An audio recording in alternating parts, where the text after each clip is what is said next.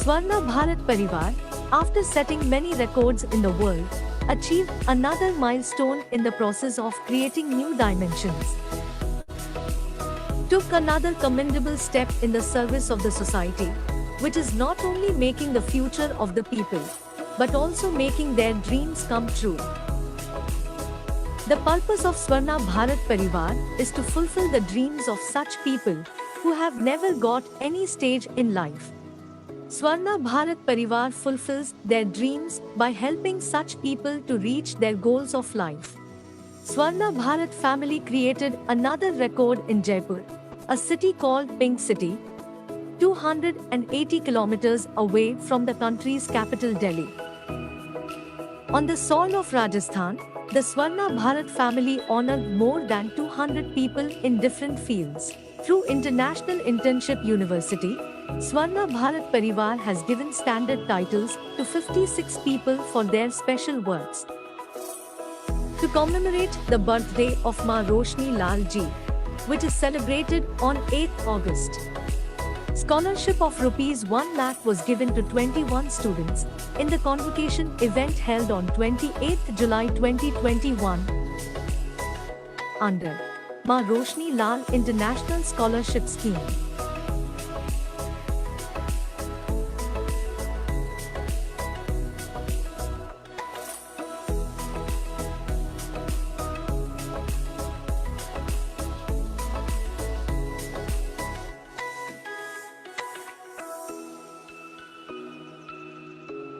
These scholarships plays a very crucial role in boosting the morale of students and fuels them up to learn more. आज का programme basically 3 चीज़ों पे निर्भर है। ज़रूरतमंदों को एजुकेशन कैसे दी जाए, एजुकेशन कैसे दिया जाए। वर्चुअल एजुकेशन सिस्टम आप लोगों ने नोटिस किया होगा, देखा होगा कि कोविड की महामारी कुछ नए अपॉर्चुनिटीज़ लेके आई हुई है, उसमें से वर्चुअल एजुकेशन है।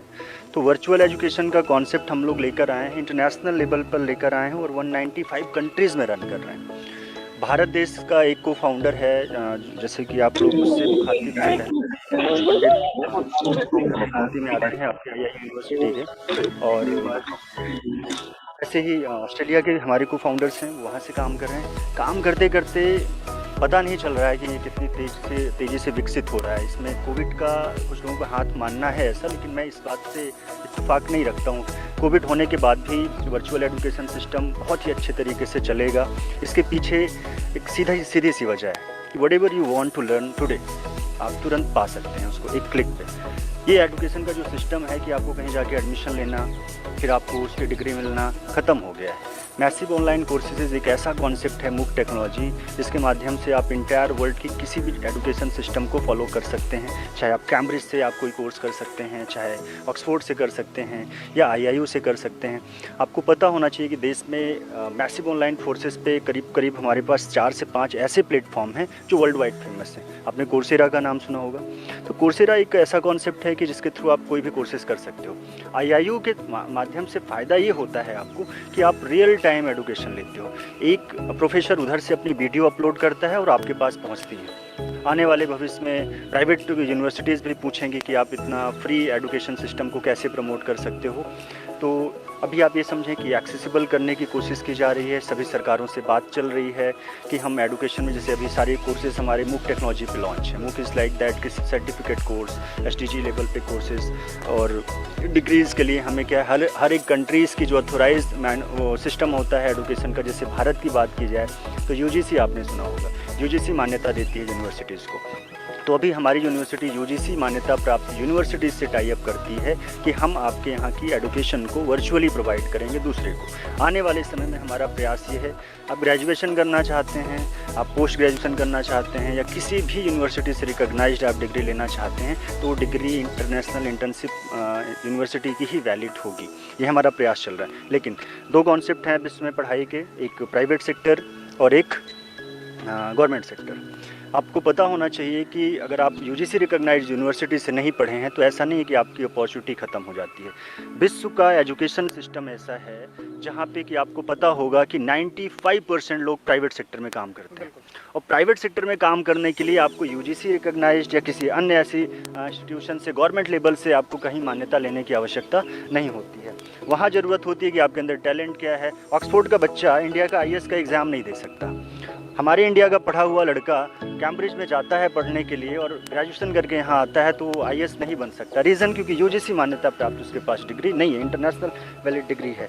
लेकिन ये इसलिए आगे बढ़ती जा रही है प्राइवेट लेवल की यूनिवर्सिटीज़, क्योंकि 95% युवा, 95% विश्व के जो यूथ हैं जो नौकरी पाते हैं वो जो है प्राइवेट सेक्टर में जाते हैं, और 5% ही फिर पूरे विश्व में सरकारी जॉब हैं।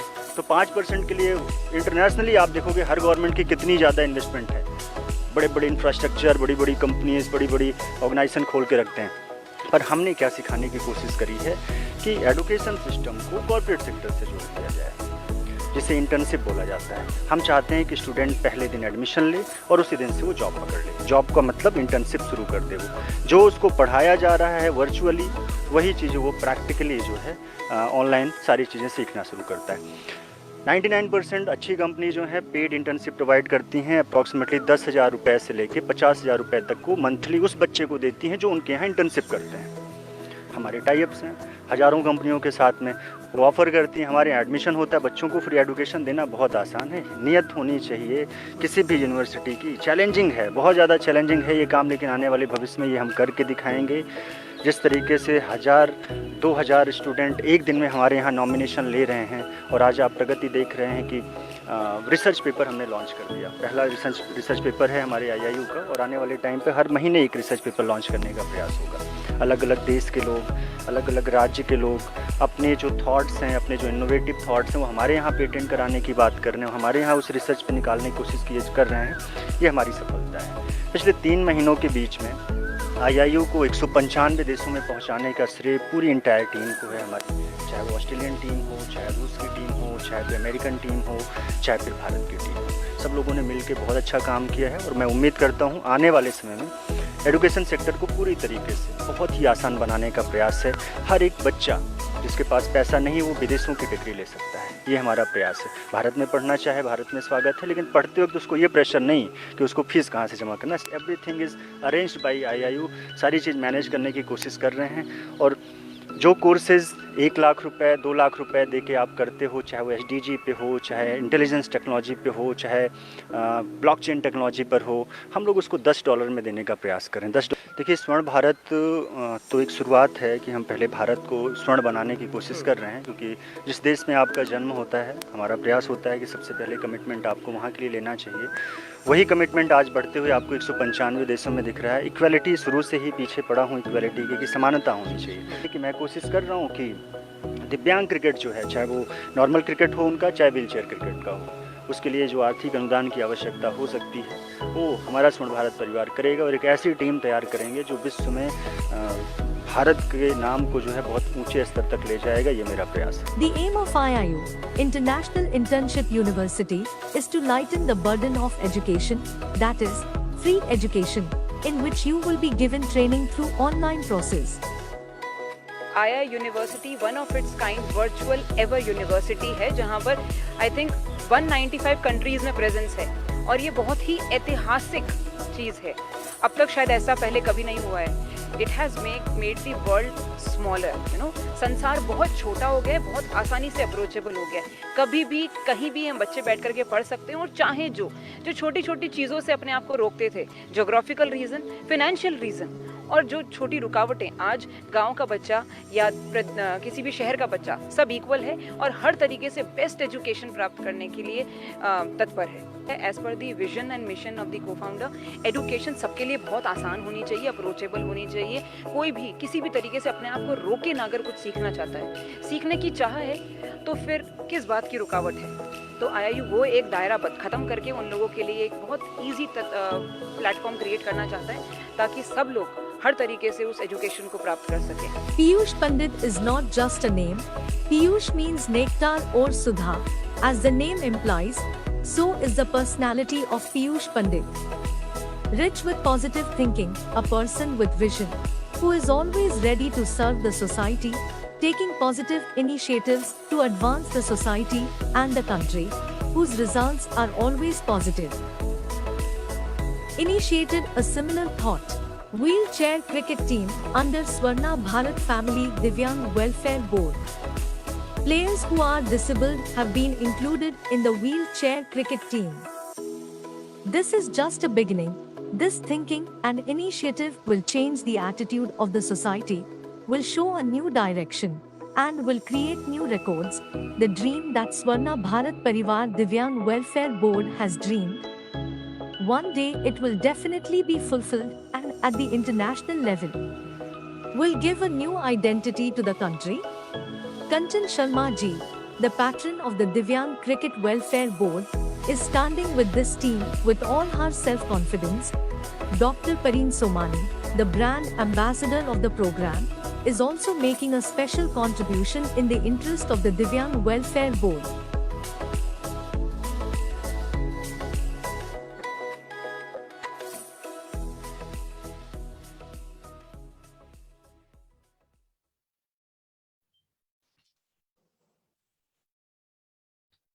A very good morning and good afternoon, good evening to all the respective dignitaries, distinguished speakers, colleagues, and all the participants of this conference present here from across the globe.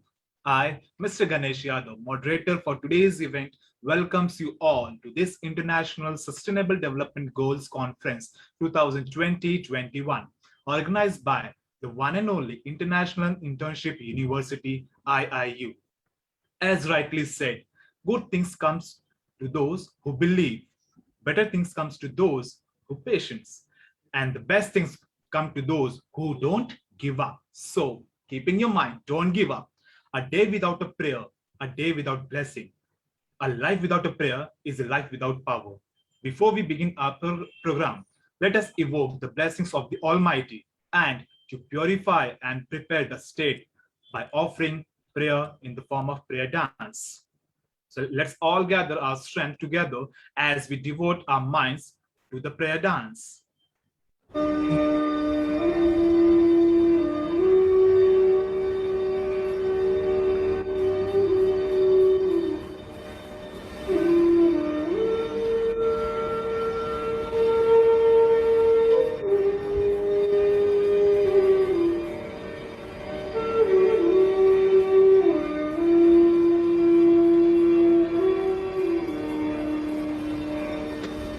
यदा यदा हि धर्मस्य ग्लानिर्भवति भारत अभ्युत्थानं धर्मस्य तदात्मानं सृजाम्यहम्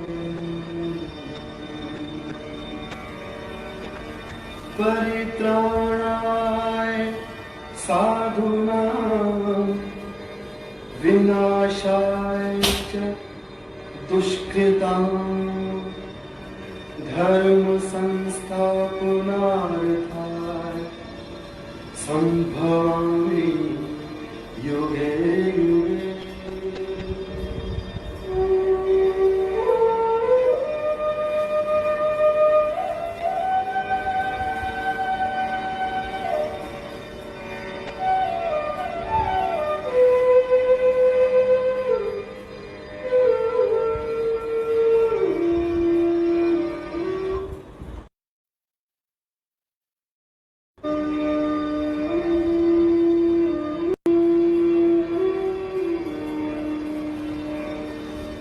यदा यदा हि धर्मस्य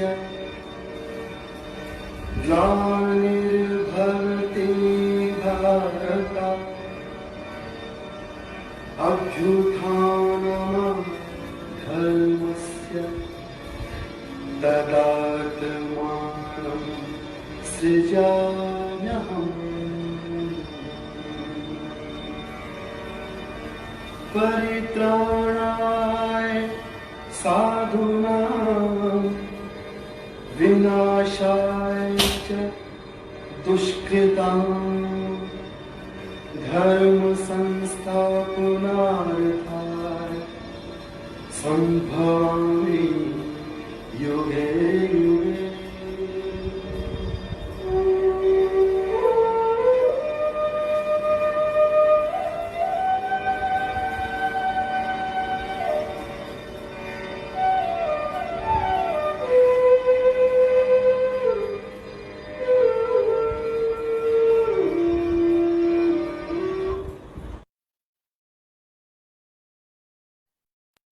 What a reverent start to the event it is. I want to express my gratitude to have been given this opportunity to moderate this event and be a part of this historic international SDG conference. It's my honor to welcome our trustee of IIU, co-founders of IIU, SDG committee members, highly experienced speakers, and finally our enthusiastic audience and all the viewers. The leaders and the strong pillars of IIU are very clear in the vision, mission. The whole team is working hardly, massively to bring a change in the society. Let me take this opportunity to introduce the leaders of IIU. Ms. Roshni Lal, trustee of IIU, Mr. Piyush Pandit, founder and the chief operating officer, Mr. Stephen, co-founder from Australia, Ms. Mona Angia, co-founder from Indonesia, Dr. Satnam, co-founder and the vice president, honorary degrees council of UK. From SDG committee members, we have Dr. Kalyani Rao, SDG head of IIU, Ms. Nada Ratkovic from Croatia, Dr. Pratibha Mishra, President, International Advisory Council of IIU, Dr. Prachi Gaur, Country Director and the President, Training and Development, India, Snigdha Kadam, Director, Academic of India, Rabiha Bhatia from India. Few of the Advisory Council members of IIU are Dr. T.P. Sasikumar. He is a former Deputy Director, Directorate General of Security, Government of India, Program Planning and the Project Management, ISRO, Bangalore, Space Application Center, and many more. Second, we have Dr. Vijay Kumar Shah. He is a Padma Shri awardee, former Advisor, Minister of Health, Government of India, President, NRI Welfare Society of India, President, Community Welfare of India, Global Governor, Gandhi Peace Foundation, Nepal, and many, many more to his names. We have Dr. Pratibha Mishra, President, International Advisory Council of IIU. She is an educational consultant to various organizations, motivational speakers, and we have many, many more eminent personalities associated with our family of IIU. One day at a time. It's actually how we have been leading to spread the message through this 17 days ISDG conference as we talk about the 9th SDG global goal, that is industry, innovation, infrastructure. I am very excited and I can feel the enthusiasm and the vibes amongst all the speakers. Before we set the platform for this speaker, I would like to tell you more about IIU. International Internship University is building a better and the brighter future for all young learners and committed to provide the better virtual education to all the young learners across the globe. IIU is metamorphosing the conventional educational system by cutting down the additional costs and providing access to more than 10,000 courses and internship to their e-learners across 195 countries and 6 continents. Throughout the year with over 150 offices around the world. International Internship University, IIU, is united in our commitment to provide exclusively free education to all the children and to the youth of this world under this global hub. IIU has been accredited and affiliated with the World Education Organization, that is WEO, and collaborated with all the world's top universities and educational institutions through the platform of massive open online courses. IIU is providing various certificate, diploma, graduation, post-graduation diploma, post-graduation courses, and honorary doctorates. IIU has received many accreditations as per the international standards for their innovation, vision, creative ideas, research, white paper publication, as well as the national patents. Now, talking about the SDG, I want to throw some light on them.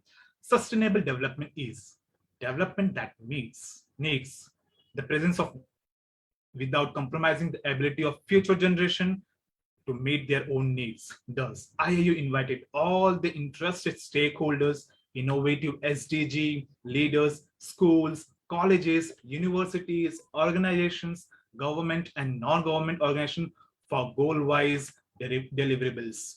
Today, we'll be witnessing the plethora of ideas and the knowledge delivered in the different languages by the experienced speakers, change maker, and will become a part of this historic conference showcasing the SDG goal aligned with the 5 pillars.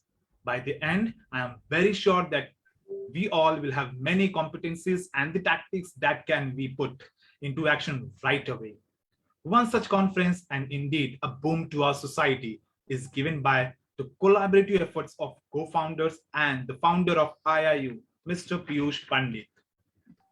We all have gathered here for a common purpose to create awareness and volunteer for the SDG goals.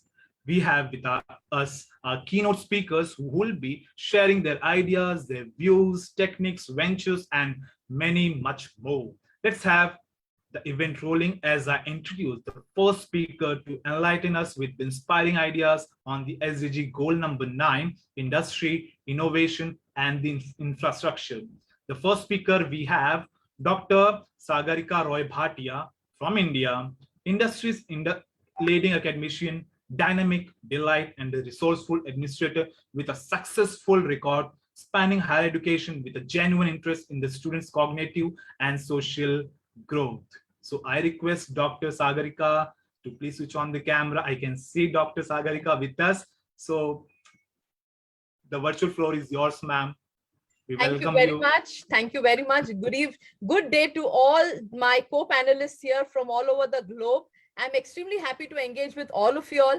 And just a quick brief about the Sustainable Development Goal number 9, as I'm the opening speaker. It says that it seeks to build resilient infrastructure, promote inclusive and sustainable industrialization, and foster innovation. Industrialization drives growth, creates job opportunities, and thereby reduces income poverty. I'm Dr. Sagarika Bhatia here from India.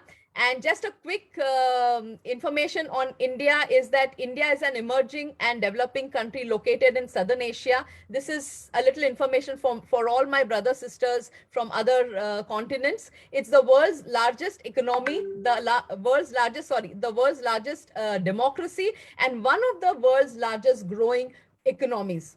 Now, few facts and figures that I would like to inform you all about my country, as I'm a proud citizen of India. That is, what is India doing with respect to goal 9, that is building resilient infrastructure, promoting inclusive and sustainable industrialization, and fostering innovation. India has made commendable progress in the provision of basic infrastructure, designing to spur growth. The construction of national highways has increased from 4,410 kilometers in 2014-15 to 10,824 kilometers by 2018. The 12 major ports that handle cargo, the capacity has increased by 63 million tons, which has grown 84% over the years. India's industrial corridor is one of the world's largest infrastructural projects with an estimated investment of $90 billion. It is planned as a high-tech industrial zone spread across 6 states, which would act as an industrial hub for the trade and commerce and provide industrial heat zones across the nation. Not only that, friends, more than 7,000 reforms were undertaken in the 36 states and union territories of India to streamline the business regime under state-level business reforms action plan. These initiatives have started showing results. India has jumped 79 places in the World Bank's Ease of Doing Business ranking of countries in the past 5 years. The next immediate milestone is to be one of the top 50 countries in the World Bank rankings as the country works on the roadmap to become a USD 5 trillion economy by 2025. That is the country India with respect to goal 9. There have been a lot of government initiatives. Just to mention a few without taking much time of yours, the first major thing is Make in India by our very own Prime Minister Narendra Modi. He launched the Make in India initiative on September 25, 2014 with the primary goal of making India a global manufacturing hub, very much with infrastructure, yes, by encouraging both multinational as well as domestic companies to manufacture their own products in the country. Next is Atal Innovation Mission. The objective of this scheme is to foster curiosity, creativity, and imagination in young minds and inculcate skills such as design mindset, computational thinking, adaptive learning, physical computing, etc. And financial support is being given for all of this. And then we have many more like the broader area development program, the Pradhan Mantri Gram Sadak Yojana, wherein the spirit of this Sadak Yojana is to build a habitation which was earlier provided to provide a all-weather connectivity throughout India, wherever the road is bad.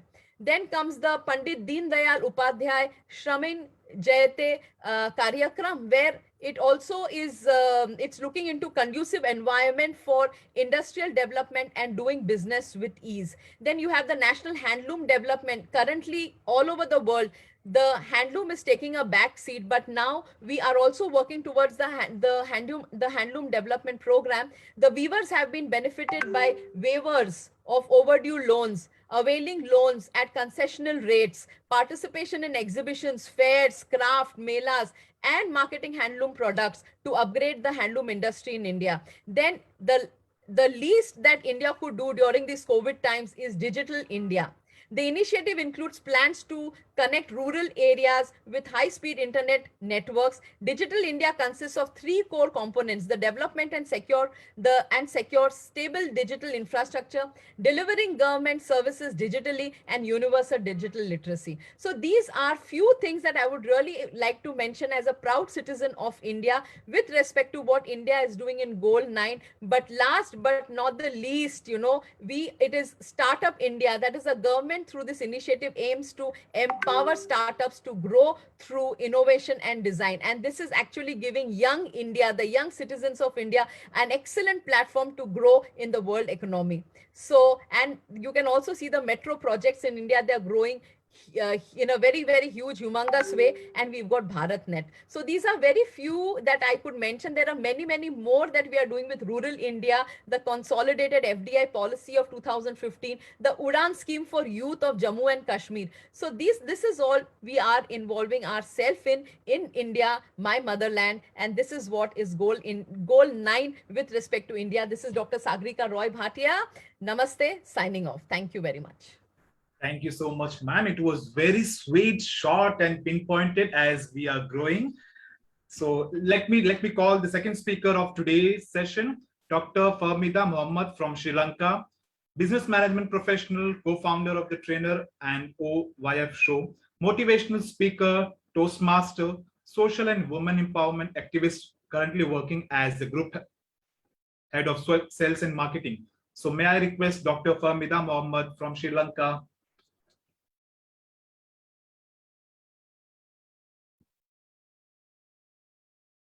I think they must be joining soon.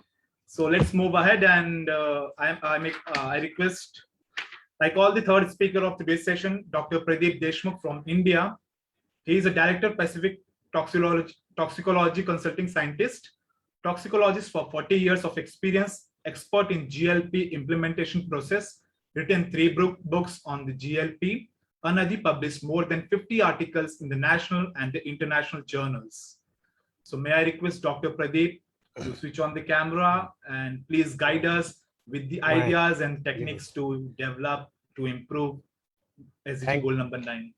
Thanks a lot. Thanks a lot. Thanks a lot for introducing me to the plethora of experts available on this platform today, virtual platform. It is wonderful that IIU is organizing such a wonderful programs for the benefit of the international community. Thank you very much. Thanks to international Internship University also, and special thanks to co-founder Piyush Pandit, who has been the instrumental in organizing such function and organizing this university concept in India over there. Thanks for the subject which you have selected. Of course, Sagarika has given a lot of inputs as far as the India is concerned, but I am restricting myself in sustainable drug development only. So basically, I just wanted to have my screen share. Can I share my screen so that I can? Yes, sir, you can share your screen. Okay, 1 minute. Yeah.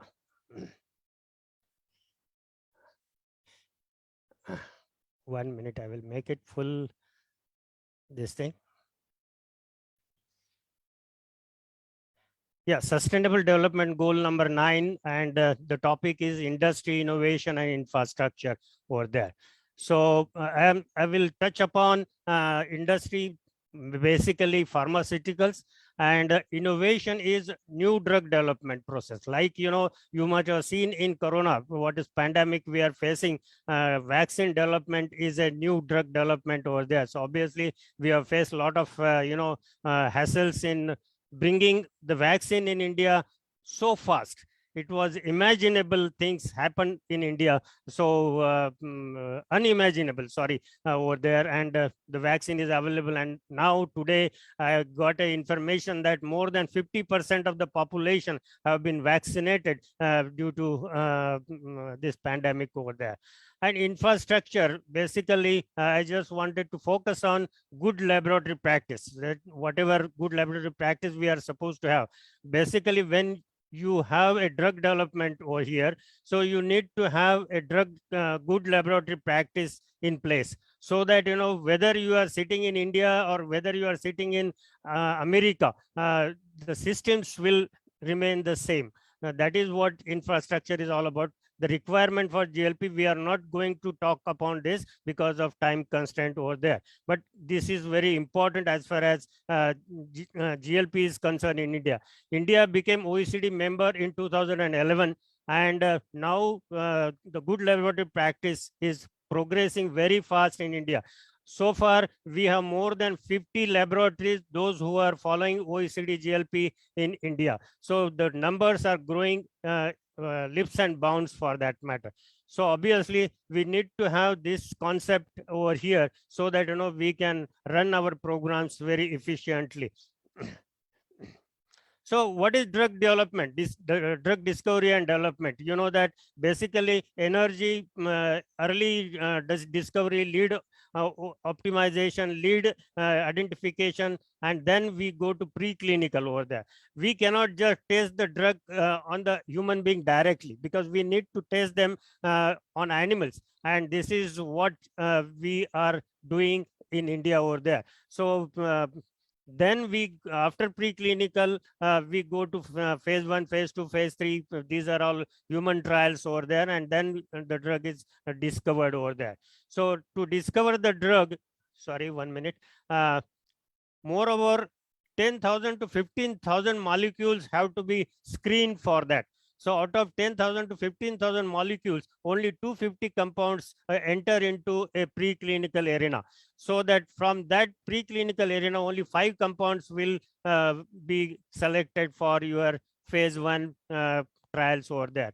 Then from 5, phase 1, phase 2, phase 3, human trials are there. So obviously from that, only 1 will become a drug for that matter. So average cost of all this development takes about $1 billion over there, and the time frame is 10 to 15 years. And probably you will ask me the question about corona vaccine over there, why we have introduced this, because this is what a general platform I am just speaking to you. But in case of corona vaccine, India has done wonderful job as far as development is concerned, and there were regulations where themselves involved in making the vaccine available to the people over there. That's the reason it was brought to the public so fast over here in India.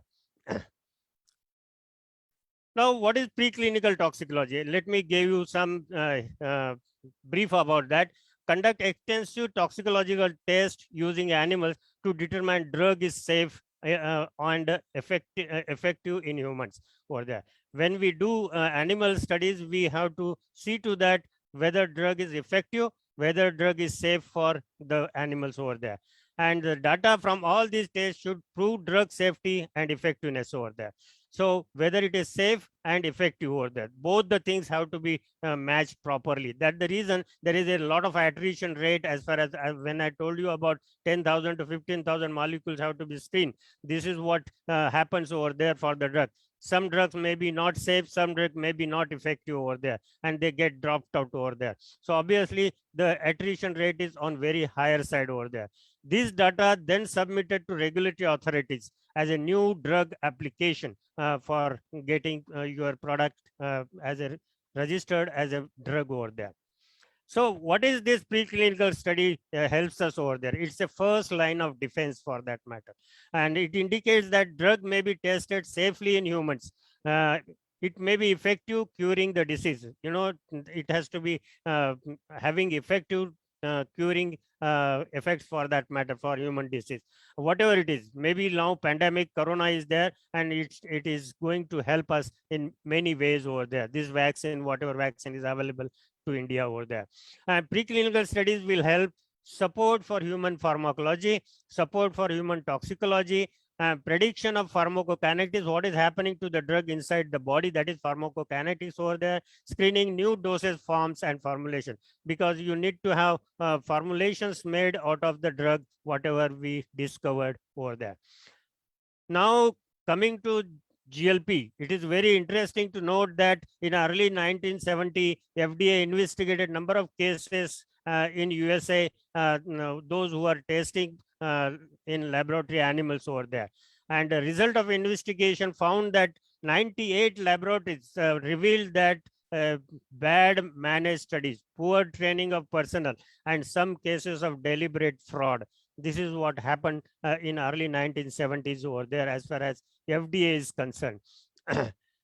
FDA findings were very big over there. For your information, I just jotted down few investigation findings over there.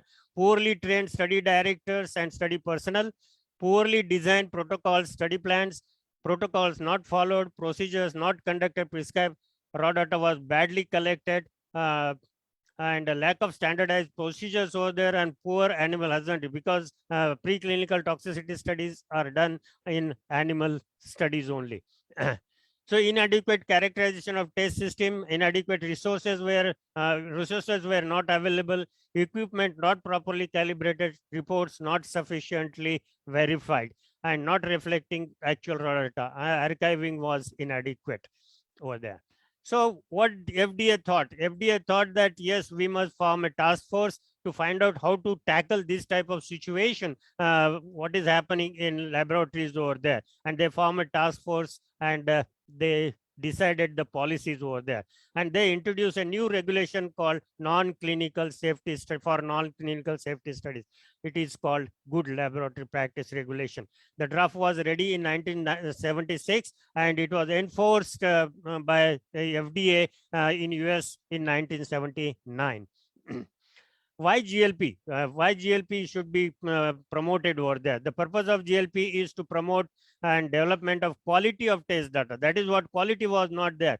And traceability of data over there. Integrity of data. This is very, very important as far as the data generation is concerned for human health and environment for that matter. To foster mutual acceptance of test data, they have gone into a MAD treaty. It is called MAD treaty, mutual acceptance of data. That means when I'm sitting in India and generating the GLP data for any drug can be accepted in near about 34 countries of the world. This is very, very important under this MAD treaty, so that you don't have to repeat the test over there, and you can definitely get your product registered in other countries as well over there. To avoid duplicate testing, saving time and resources, to avoid the creation of technical barriers to trade. What Sagarika has told you about this, this is one of the most important aspect, technical barriers for the trade, to improve the protection of human health and environment. This is what GLP helps us in many ways for the product development or drug development for that matter. Sustainable development goals to improve the production of quality data, boost CRO business in India. That's what I told you about. More than 50 laboratories are GLP accredited, and it is with Government of India, Department of Science and Technology helps us to get accreditation for the laboratories over there. But it is a voluntary scheme by Government of India, and they do it by inspection over there. Improve protection of human health and environment, that is sustainable development, is most important, because human health is most important, environment is most important, and faster mutual acceptance data. Now we have said a lot of money on generating data on new drugs in India over there. So we have become the global now. So that means you become global by obtaining good laboratory practice in your laboratories over there.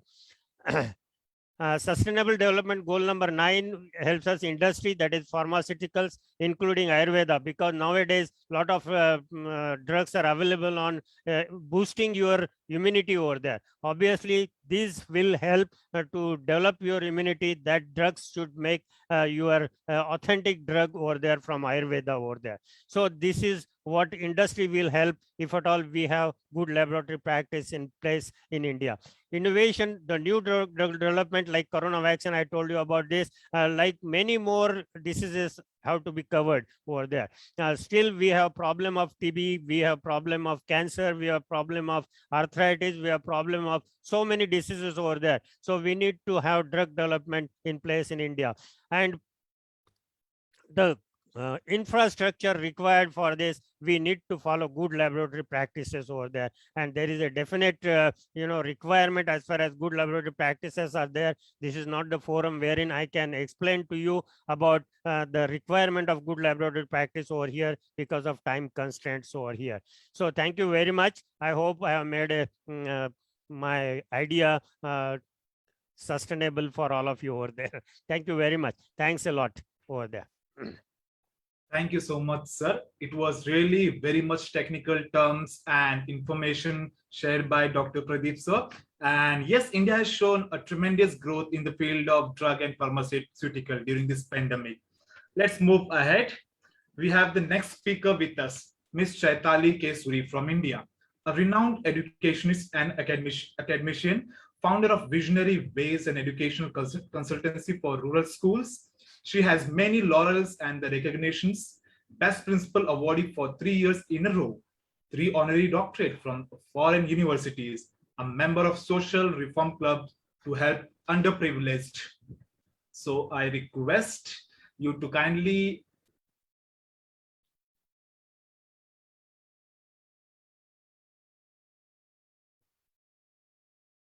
I request Ms. Chaitali to kindly unmute and give us some insight on the topic.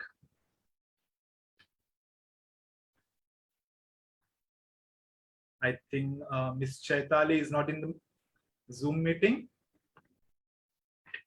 Let's move ahead. We have the next speaker, Irena Biba from Albania, master teacher and trainer, Center for Leadership School for 25 years in the field of education in Albania. She has served as a principal for 3 years. She has worked as a scientific editor in the Agency of Quality Education and works in award-winning projects in collaboration with Ministry of Education in Europe, global mentor in the Minecraft scientific ambassador in European School Academy, translator in French, etc. So can I have Irena Biba from Albania on the screen, please? If you can unmute and if you can switch on the video for us, that will be very grateful for us. And we want to hear your thoughts on the goal, SDG goal number 9. I think there are some of the speakers, they are not able to join, but we hope we'll able to see them, we able to listen them again. Now I would like to share a short video giving an insight about the courses offered by IIU and the MOOC technology used by the same. So let's have the glimpse of it.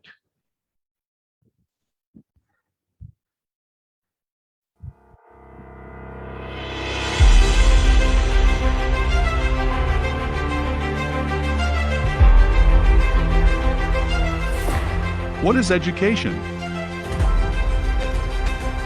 Books? Classes? Teachers? Schools? No.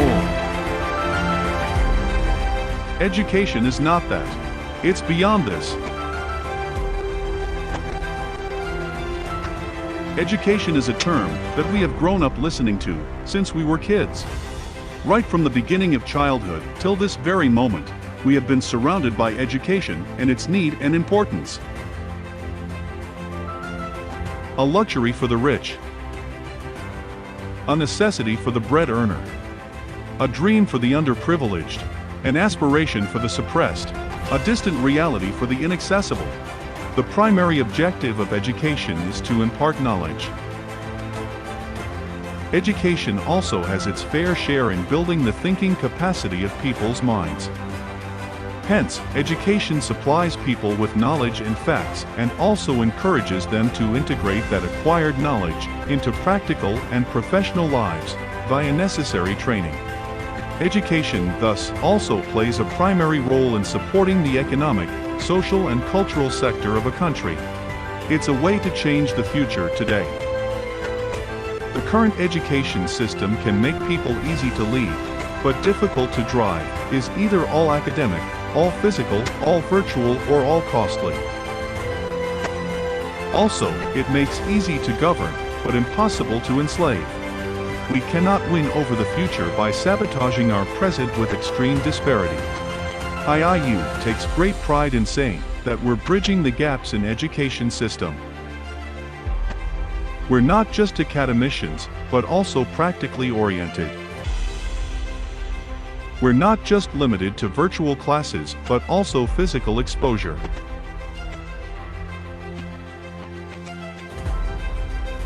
We do not dig a hole in the pockets of the students and their families. We're everything that traditional education hasn't been. IIU has already implemented and promoting the MOOCs technology. When we talk about MOOCs technology, it stands for Massive, Open, Online Courses. The word massive is to be understood in the sense that 100,000 learners or more at the same time have open and equal opportunities to attend these courses. MOOCs are truly a tremendous technological leap, and what makes them so attractive is that they don't imply any cost to learners. IIU has tied up with more than 100 universities to provide more than 10,000 courses to the students, free of cost, with the help of MOOCs technology. We're a revolution in the making, a wind of change. Education is much more charming and intriguing than the temptations of distractions unnecessary. Our education policymakers must look into the problem to make a better system which is more practical and provides hands-on learning to the students. Who are we? The International Internship University is a virtual university with state-of-the-art curriculum, real-life industry exposure, amazing student attention, learning-oriented resources, and most of all, a commitment to make the world a better place. Why do we exist? We exist to fulfill the necessity of the bread earner. We exist to help underprivileged achieve their dreams. We exist to fuel aspirations and accessibility. We exist to provide everyone the luxury of being capable of changing the world. We really do exist to ignite young minds and make them the torchbearers of tomorrow. For a better future. For the legacy of everyone who's left us. For the hope of everyone who's yet to come, and for the growth of everyone who walks this beautiful planet. We invite you to join our world-class educational team and platform with an altruistic dedication to creating the future. The change is so big that it would potentially impact millions across the world. Millions of children and youth around the world cannot wait any longer.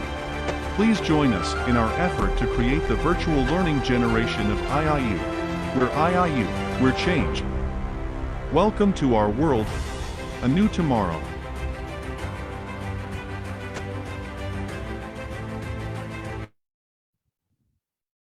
So before we move ahead to call the new speaker, so I want everyone to switch on the camera so that we can have the glimpse, we can have the memory by snipping or by clicking your picture. So I request everyone kindly switch on your camera and show your beautiful smile. So my team will get the picture of yours and we can flourish in the world as well as on the virtual. So everyone switch on the cameras and give a lovely smile. We can say cheese. Thanks, sir. Thank you. Thank you so much, everyone. Let's move ahead and call the next speaker. We have Mr. Devendra Narayan from India. He is a postgraduate director, corporate relations, Shobhit Institute of Engineering and Technology from Meerut. He is a motivator, trainer, and the counselor in education, visiting counselor with ICTRC, associated with Chaya Foundation, and the co-chair of Ashocham. So I request Mr. Devendra sir to kindly address the gathering. Namaste to all. I'm audible? Yes, sir, you're audible. Okay, great. See, today I'm not going to talk about the data. Today I'm not going to talk about what the government is doing to achieve or planning to achieve the Sustainable Development 9, that is industry, innovation and infrastructure. See, what I'm going to talk, what I think, because I believe that what you think it is more important than what is happening or what people are doing. Sustainable Development Goal 9, which is basically industry, innovation and infrastructure, I believe it is not complete or it is not achievable without the integration with education. And education at every level, education at school, education at college, education at university level, because education is the field which basically going to talk about research. Research leads to innovation. Innovation helps industry for development, and that development actually create infrastructure. So for me, if we really want to achieve goal 9, it is very important that we should integrate this with education. Another reason of this, because the outcome of education is trained, skill-based learner workforce, which again needed by goal 9. That is where we need to focus. If we have quality education, if we are able to increase research in education, if we are able to create environment for that, definitely it is more easy for all the governments, all the people who are basically looking for the success of Sustainable Development Group 9. And one more part which is to be integrated into with the education is that outcome of education that leads to integration or bridge between the industry and academia. And I firmly believe that internship is something which is very important to bridge that gap, where student is still in a learning phase, especially when they are into their final year, whether it's a technical program or it's a professional management program or any other program. Because as of now, worldwide, and especially if we talk about education in India, which is recently introduced internship at different level. In our university, we introduce internship at the final semester. That is, especially in engineering, the 4th semester, where students complete their 7th semester with academics and the final semester in industry. That leads to understand both industry and academia. That basically lead for more research, more innovation. And again, I'm repeating, that actually is going to lead the infrastructure. So whenever anybody talks about with me that what you are say on goal 9, I always say that we need to integrate these two things. Thank you very much. Over to you. Thank you so much, sir. It was very sweet and short. Rightly said by sir that to achieve something in life, it requires education, which will lead to research, innovation, and findings. Thank you, sir. Let's move ahead. We have next speaker with us, Mr. Kadhiresan P, India. I'm so sorry if I mispronounce your name. Principal Deputy Director of Velamal New Gen School South, with 24 years of experience in teaching, awarded with the Bharat Shikshan Ratna Award in 2012, Avantika Pandit Madan Mohan Malviya Award 2020-21, and he has many more to his names. So I would like to call Mr. Kadhiresan. I think sir is not there. So let's move ahead. We have the next speaker, Ms. Suprit Kaur from India. She is a principal and the director at Academics of Cyborg School, Gurgaon. So can I have Ms. Suprit Kaur? I think today we are going to miss a lot of speakers and their valuable, insights. Let's move ahead. Next, we have Davroka Demo from Croatia, diploma in OECC, professor in economics group of subjects. So I request Davroka Demo from Croatia. Yes, I'm here. Yeah, thank you so much. So, good afternoon to everyone from beautiful Croatia. Dear Nada, thank you for the invitation. This is my first speech on this conference, and I have some presentation. Can I share my presentation? Yes, you can share, Matt. Okay, thank you.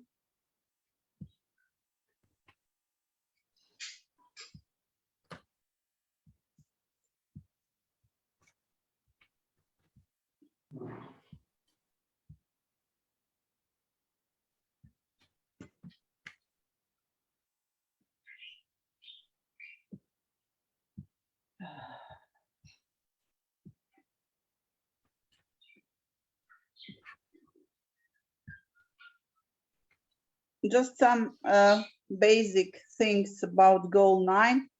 This can be achieved through improved international and domestic financial, technological, and technical support, research and innovation, increased access to information and communication technology. The infrastructure provides basic physical facilities necessary for business and society. Industrialization encourages economic growth, which allows new jobs to open, thus reducing income inequality. Innovation expands the technological possibilities of industrial sector and leads to the development of new skills. In recent years, steady progress has been made in all three areas. Is it enough? I think certainly not. However, it is necessary to renew investments in the less developed countries to build infrastructure and ensure the doubling of the share of GDP in the industries of these countries by 2030. Innovation and technological progress are key to finding lasting solutions to both economic and environmental challenges, such as increased resources and energy efficiency. In terms of communication infrastructure, almost the entire world's population lives in an area covered by a mobile network, and more than half is online at this moment. It's estimated that in 2019, 96.5% was covered by at least a 2G network. Today we have electric cars. The automobile industry has a great responsibility in terms of sustainability and the fight against pollution, which also includes climate change. Car manufacturers are aware of this and therefore want to achieve clean production and environmentally friendly products in this domain. There are many examples ranging from Tesla cars to Audi. In Croatia, our Mate Rimac founded the company Rimac Automobili, and there is a world-known car producer. What we can do? Our lifestyle and needs for contacts, everything that defined us as people, research, adventures, the improvement of human life, and even our innate laziness determine the way we live and spend the resources of the planet. Industry has made goods and services, infrastructure, affordable transportation, innovations of new lifestyle and technology available.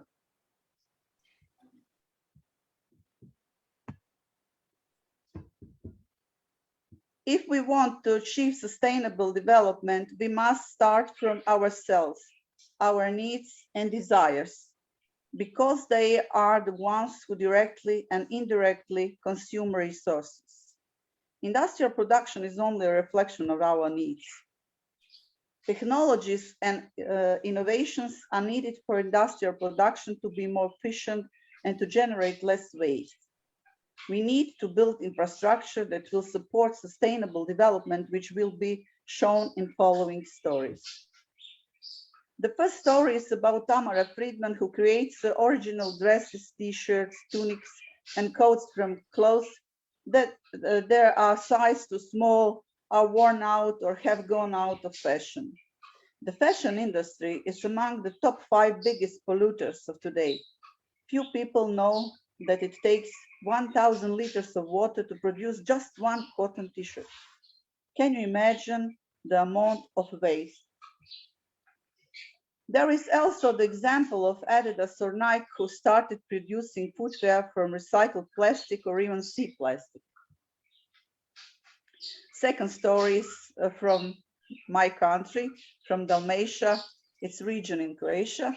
We use soap until we use it, but this is not the case in all situations. In hotels and where one stays for 1 or 2 nights, the soap is certainly not used up completely.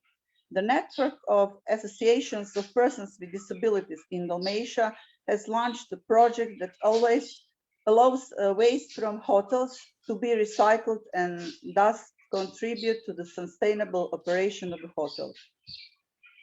The project is funded by the European Union and will provide education and employment for people with disabilities, which is one of the goals of the UN, the inclusion of various social groups. These stories are examples of how the synergy of multiple area activities supplied in industrial production enables a circular economy. The circular economy and sustainable production is what connects these stories, and the main goal is to optimize production processes. I'm sorry, I have a parrot and he wants to talk when I'm talking. I'm so sorry. The concept of circular economy draws its inspiration from nature. There is no such thing as waste in nature. What is one? Waste, the other is food. And teach about SDG. When I teach this goal to my students, I make sure to play them a short animated film about it. Then they get a research assignment, of course. I will share this link in the chat. It is a good short story of my presentation. And something for the end. We will help ourselves the most if we become responsible users of resources, not their consumers. Thank you for your attention. And I'm Thank you. sorry for Barrett. Thank you so much, ma'am, for such an informative presentation. And it was not a disturbance. Actually, even your parent wanted to be a part of your PowerPoint presentation with the sustainable goals. Thank you so much, ma'am. Okay. Okay, next we have Ms. Preeti Rathore from India. She is a BE in Electronics and Communication, co-founder of Amritva. So I request Ms. Preeti Rathore to direct the gathering.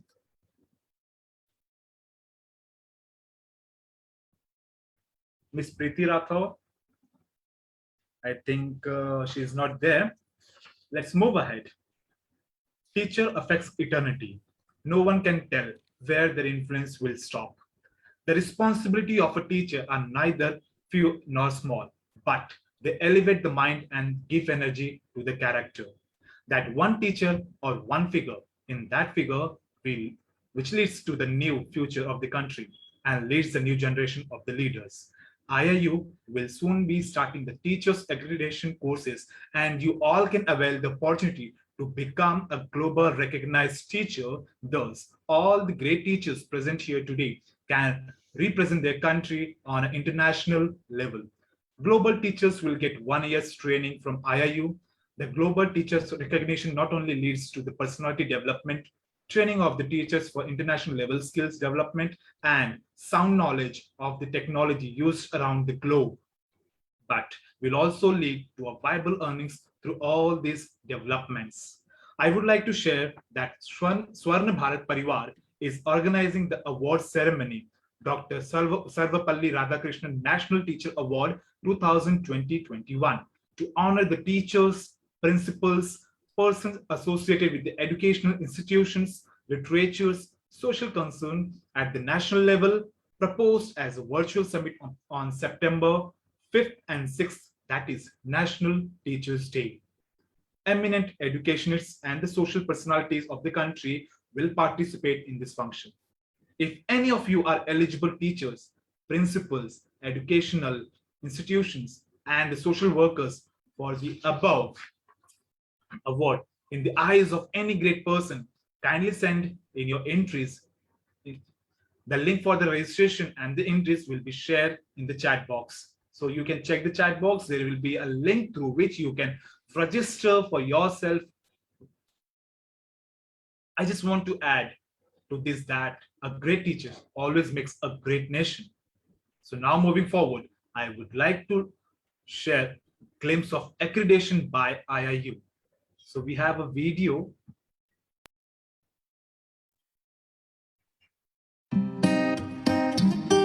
Join us to make a difference in the orbits of education. We are the change, we are IIU. Are you a K-12 school offering a top quality education? Are your students getting global exposure? Is experiential learning and innovation a part of your curriculum? Are your teachers internationally certified educators? Are you able to identify your learners' potential and expose them to compete globally? If the above questions do not sound optimist, then the clock has struck to get accredited and affiliated by IIU. You think of strategies, training, competitions, we offer it. You want to interact with an expert team of educators, we possess it. You want to be exposed to learning at a global platform? If yes, you have embarked at the right destination. IIU's International School Accreditation Board. Let's put some light over accreditation, what it is. Why do we need it? Simply put, accreditation is value. In today's challenging world, it is extremely important that institutes or schools be accredited and approved with the institutes, meet certain standards. Accreditation assures employers that the graduates of an accredited institute are ready to face challenges and rigors of the modern world. The students who graduate from accredited institutes and schools have access to enhanced opportunities and employment and global mobility. IIU accreditation affiliation has no bars for any boards like State Boards, CBSE, ICSE, IGCSE, IB. IIU accreditation affiliation has created an arena for learners across the various countries and continents throughout the globe. What are you waiting for? Apply now. IIU's International School Accreditation Board.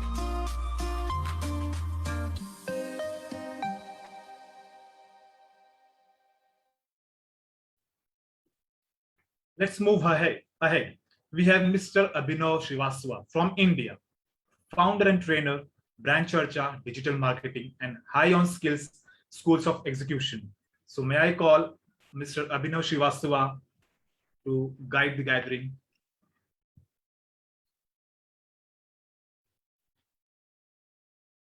I think sir is not present there. Let's move ahead. Next speaker, we have Dr. Virendra Kumar Verma from India. He is PhD in Physics Professor and the Dean Research of PCCOER Pune. So I request sir to kindly unmute and guide the gathering. Yeah, I can see you, sir. Sorry, you can. Good afternoon to all the participants, the learned teachers here. I am a scientist and now has become a teacher.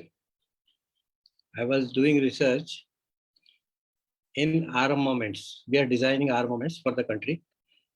And now I am teaching. I teach physics, electronics, and parenting, and also badminton. And I'll teach how to remain happy, healthy, and successful. So I have all the slides, but I will not use the slides today. I will only talk extempore, and what is in my mind, I will like to say. And I am a teacher, of course. I love teaching.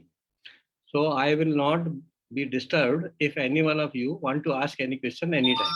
I will be ready to answer it, and then I will continue. See, in the world which we live is now facing many challenges. Hello. You're audible, sir. You're Yeah. audible, sir. Has many challenges. The challenges are the challenges of water. We are very much short of water. After 30 years or so, if the situation does not change, we will be fighting, the countries will be fighting, the neighbors will be fighting for water. So it is a pathetic situation, and we all are responsible for it. The other problem is problem of terrorism. This problem has generated because of unequitable distribution of wealth and development. There are some regions in the world which are deprived of even basic amenities of life. So they take to arms to sustain themselves. And this problem has become very big. The recent problem is in Afghanistan. Everybody knows it. So this happens because people are become greedy. In my opinion, if we want to have the peaceful world, first thing is we should love nature. We should respect the nature. We should not disturb the nature. We should use the nature as it is. And I say that there is no God. The God, as defined by somebody, is like a black cat in a hall which is painted black from inside. And there is no light, there is no window, there is no doors. But there is a cat, black cat. Nobody has seen the cat. That is the God, people call it. But I call the God. The God is nature. If you remain near nature, you will become godly, like Mahatma Buddha, the great Mahatma Buddha. Now we come to the problem, how to do the sustainable development. What is sustainable development? See, every country is making progress, earning a lot of money, making new machines, a lot of inventions are taking place all over the world. But they are damaging the environment, which is very bad. And the poor countries are less responsible compared to the advanced country like US, UK, or Britain, you call it. I will not name them. There are many of them. They are more responsible for damaging the environment. They are extracting out of environment a lot of money, but they are not repairing it. Need of the hour is, first need is equitable distribution of wealth. The rich country should take care of the country which are deprived of the money. They should earn, but they should also give them a chance, the other country, to, for this solution. I have got an idea. I want to suggest a thing. The patent law should be scrapped once for all. Then this unequal distribution of money will be solved to some extent. And second, my opinion is that everybody and anybody can be allowed to live anywhere in the world and work and earn and live happily. The only condition should be there that he should live and abide by the rules and regulations of the society. But countries saying that you can't come in because we are Americans, we are Indians, and like that kind of things. This is also not good. We should have the feeling of Vasudev Kutumbakam. The whole world is our family, and we should live in the family happily. We should help each other. We should support each other, so that these problems which we are going to leave to our children, like the scarcity of water, the global warming, there are many of them. Everybody knows it. You all are learned people. I did not elaborate on that, but I suggest we should talk of solutions. What is the solution of all this? The solution is we should take care of the countries like Somalia, Nigeria, all those kinds. I don't mean they are poor, they are poorest, but they are in distress and we are well off compared to them. So we should help our brothers and sisters, and we should share our bread and the butter so that everybody is happy. Now I'll come to the last point. See, I suggest to people to adopt naturopathy, the natural cure by the nature. That is the best one. I have adopted it. I use it from my childhood. I don't take medicine. I'm a brigadier equivalent officer, retired now. I'm 67 years of age. I'm a badminton champion of Pune, 50 plus. Each and everybody who are listening can give me a challenge. I will readily accept the challenge. And anybody defeats me, the prize is dinner with their family, their girlfriend. My girlfriend is only one, which is fixed now for all the year when I got married. So we will have a dinner with drinks and I will pay for it. And that is a very small prize. I will learn badminton from the person who defeats me. And I am a fighting fit person. I can run with anybody and everybody for 20 kilometers. If the person leaves me behind, he is entitled for a drink or a dinner. Okay. So, and all that happens, keeping our mind clear, living a natural life. I get up at 4. I do workout for 2 hours. I use only natural things. I don't go to organic and all, but natural. Whatever I find around my knee, what is clean, I use that. And I use cold water, normal water for my all work. I use the natural food. An apple a day keeps doctor away is absurd. Absurd is the word. One should eat the vegetable, the fruits, which are seasonal in their country, in their area. They are the best. The God has given that to us. Use that only. Don't buy and import food from other countries. And I am going here and there, but now I will request or invite the audience who are listening to me to ask their questions. By the questions, I will learn something, and they can send me question on my email ID or my WhatsApp. I will be happy to answer them. If they are not able to answer, ask now. So the session is now open for questions and discussions. We are discussing. I'm not an expert. You all are expert. So we are discussing. So my suggestion is remove all these barriers, countries and all. But security, safety of each individual is important. There should be law and order. There should be social order. But these barriers are creating problems. And we are killing each other. This is not good. The terrorists have also got human rights. He has got a right to live. He has right to food. Why you are depriving him and trying to say that he is terrorist? I am not. The America, US is as guilty as anything. He also, the country does a lot of in the world. I say that. So we should, if we want to solve the problem of the globe, problem of the future, sustainable development, which the legacy we leave to our children, that should be good. Then we should debate about it, make a decision, and all country should follow this decision, especially the developed ones. They should come forward and solve these issues. They are more responsible for damaging the environment rather than the poor country. They blame the poor country, but it's not that way. They put a lot of restrictions.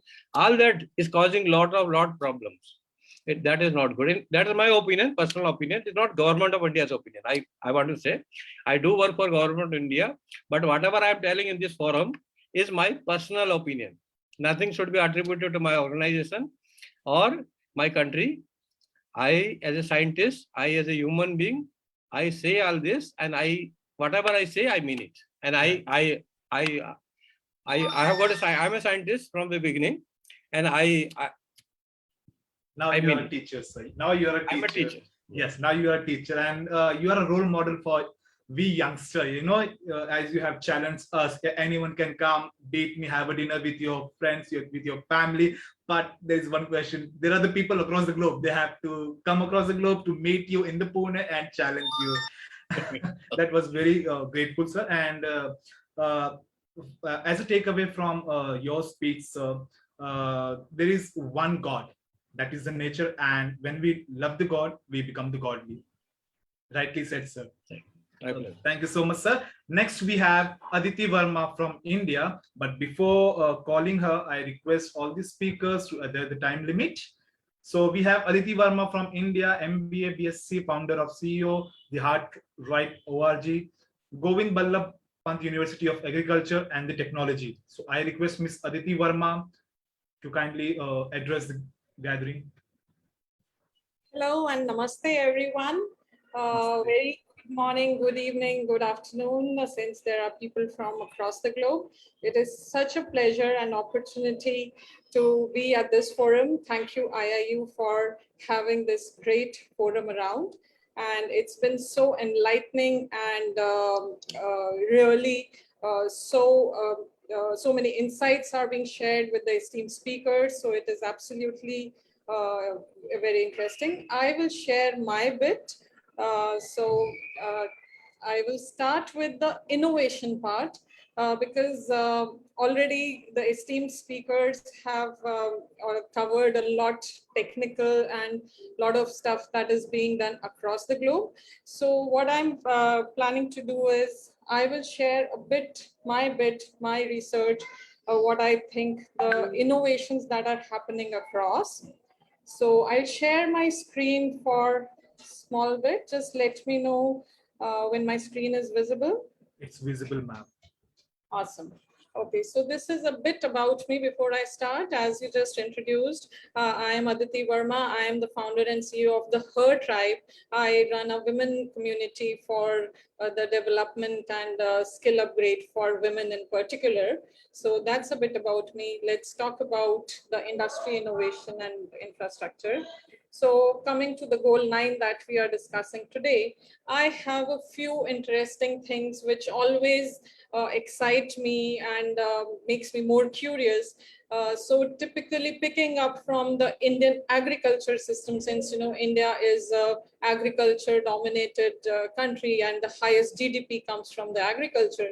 So the good part is there are a lot of innovations happening in agriculture across the country, across the globe as well. There is more than enough focus, but say in India as well, the focus is in terms of having a lot of technological interfaces there. So now there are many apps which give farmers at a level to completely see and understand how and when to do the reaping cycle, to the pest that comes to the farms or the crops across. So there is a very interesting app which has been recently rewarded for that. So I really like that part, and the productivity of the farm really increases multifolds. So there's a case study around this. I can share if somebody is interested to understand more details. So that is it. Next, I would move on to the Theni wind power mill in India across the Tamil Nadu region. Since India suffers severe energy shortages, power cuts across the country, so there's a lot that is happening across the wind power generation. Converting the wind power, thermal power to even hydropower, converting it to electricity. So this is one of the recent development, which is again awarded in the renewable energy sector, and a lot's is being done across that.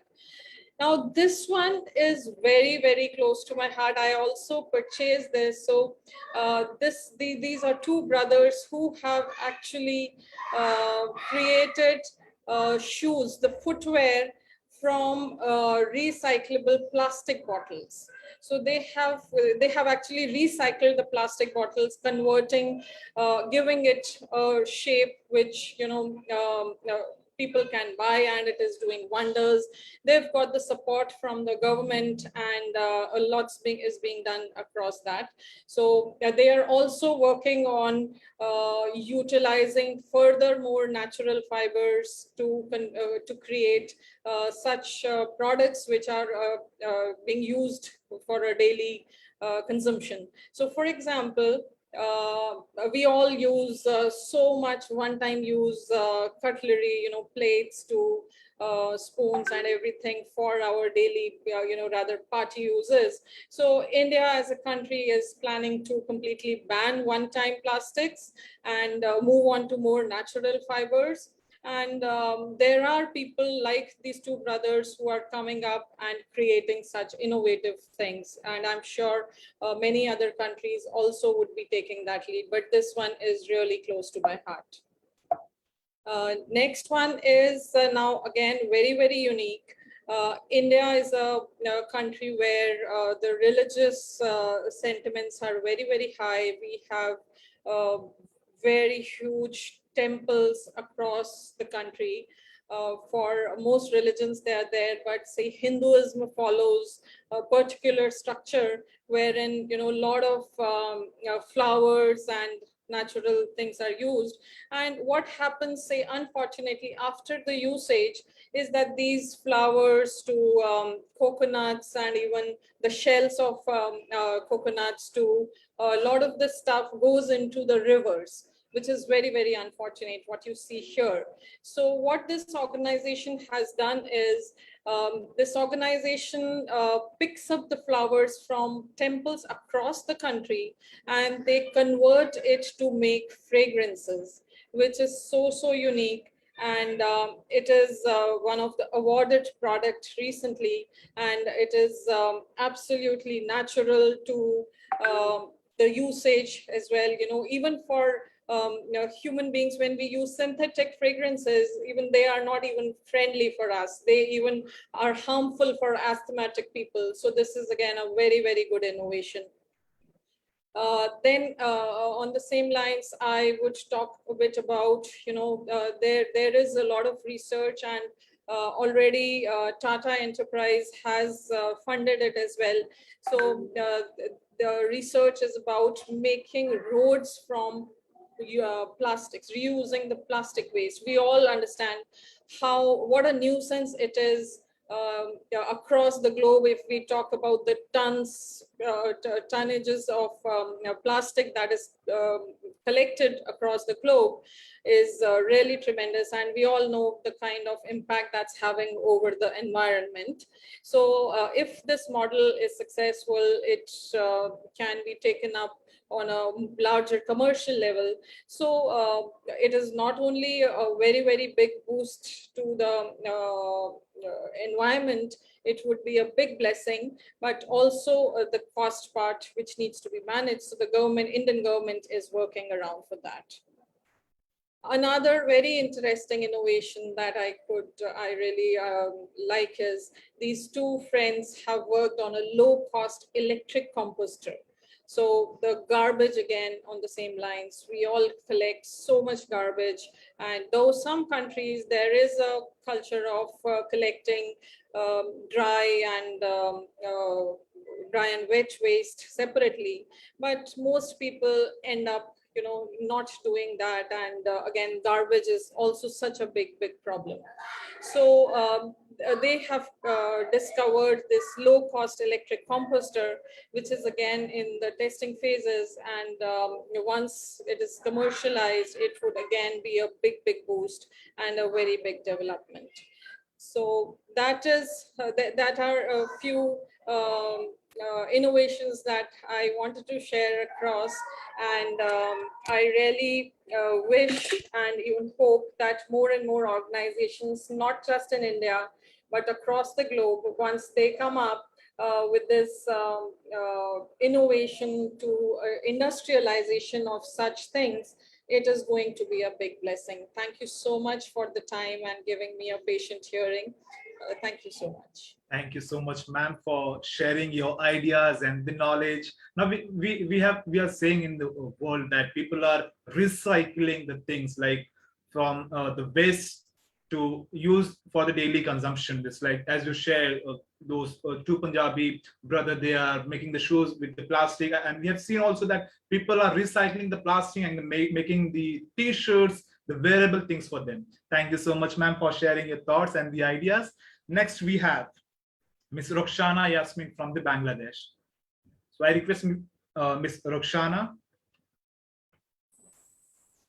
Yes, we have Ms. Roxana with us.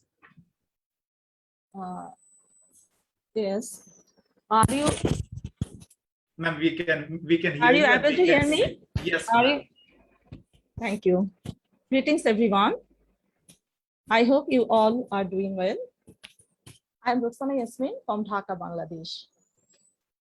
This is my first ever speech in any conference.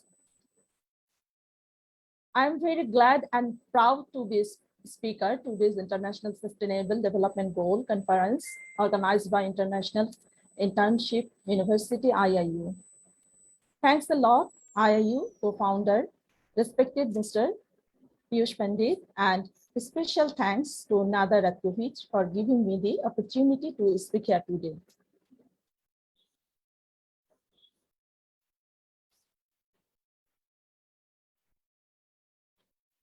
The Sustainable Development Goals, SDGs, also called as the Global Goals, were enacted by the United Nations in 2015 as a universal call to action for ending poverty, protect the planet, and ensure that by 2030, all people enjoy peace and prosperity.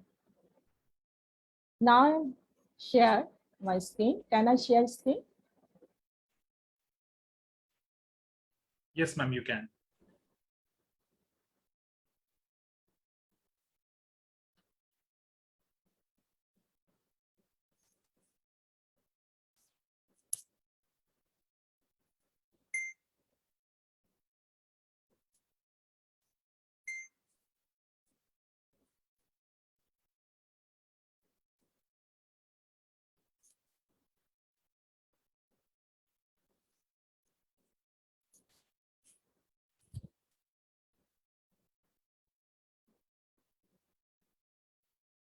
Wait a minute.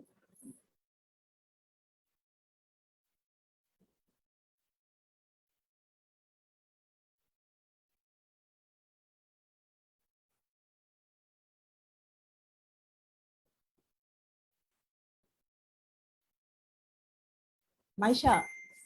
Maisha, hey Rafa. Rafa. Miss Ruxana, if you're feeling difficulty in presenting, Yes, why yes. don't you continue with your speech without presentation? Yes, yes.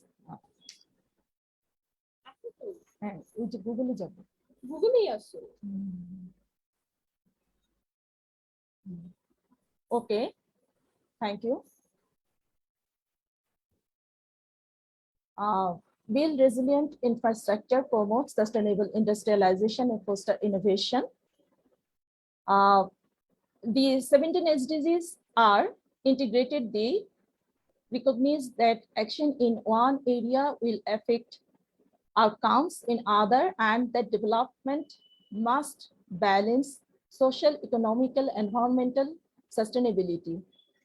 Countries have committed to priorities progress for those who furthest behind, that the SDGs are designed to end poverty, hunger, AIDS, and discrimination against women and girls. The creativity, know-how, technology, and financial resources from all society is necessary to achieve the SDGs in every context. The 17 SDGs are as follows. 1, no poverty. 2, zero hunger. Good health and well-being. 3, 4, quality education. 5, gender equality.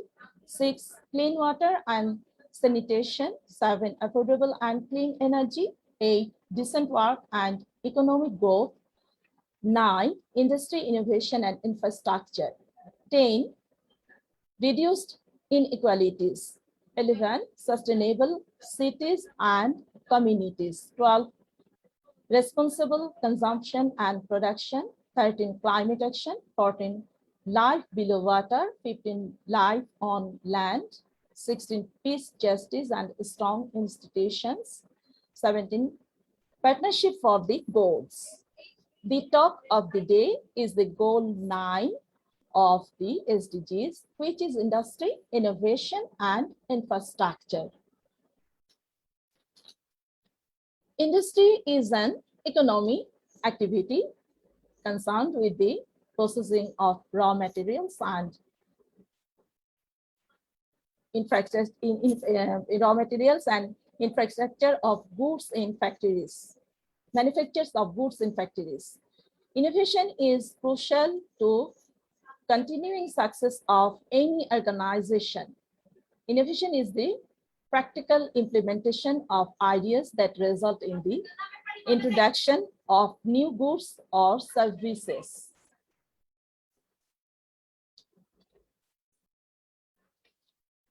Infrastructure.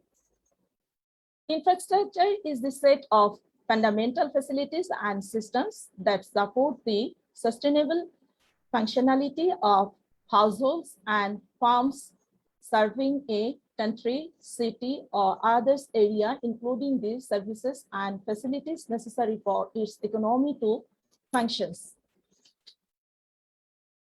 I will be speaking about SDG 9's targets, SDG 9's targets 8 and indicators 12.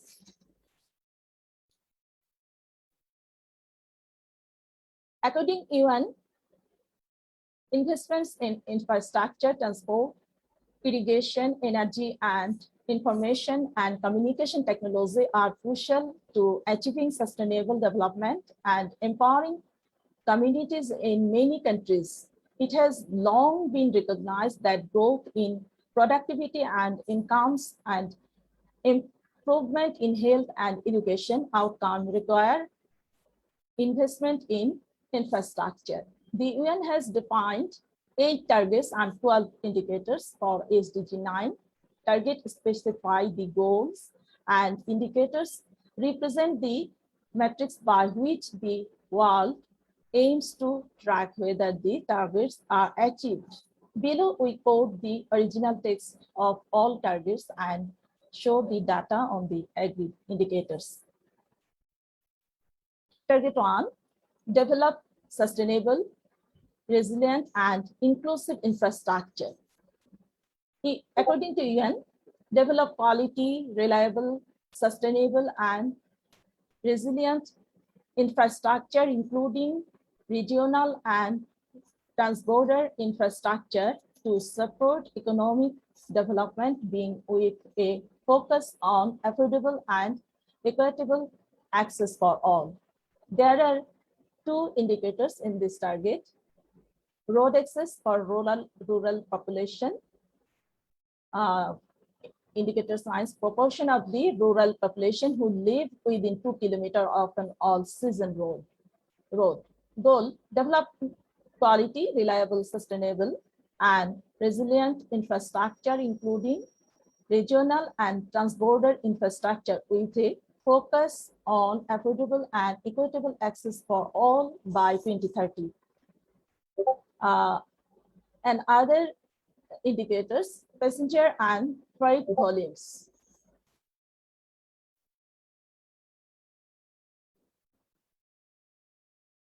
Target 2, promote inclusive and sustainable industrialization. According to UN, promote inclusive and sustainable industrialization, and by 2030, significantly raise industries' share of employment and gross domestic production circumstances, and double its share in least developed countries. There are two indicators in this target: manufacturing value and manufacturing employment.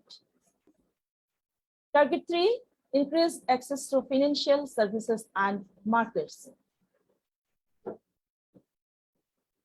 There are two indicators in this target: value of small scale industry and small scale industries with affordable credit. I'm sorry, Rukhsana Yasmin ma'am.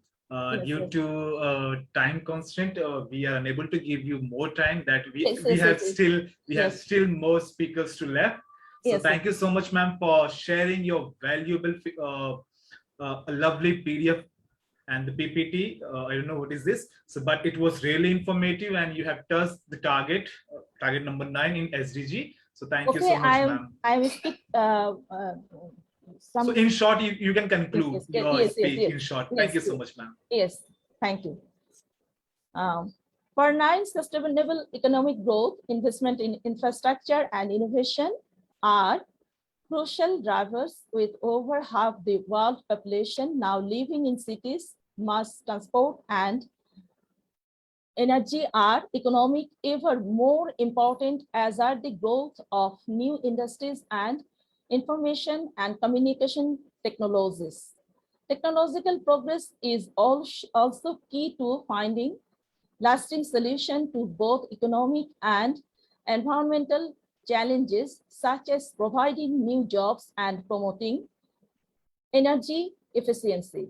Promoting sustainable industries and investing in scientific research and innovation are all important ways to facilitate sustainable development. More than 4 billion people still do not have access to the internet, and 90% are from the developing world.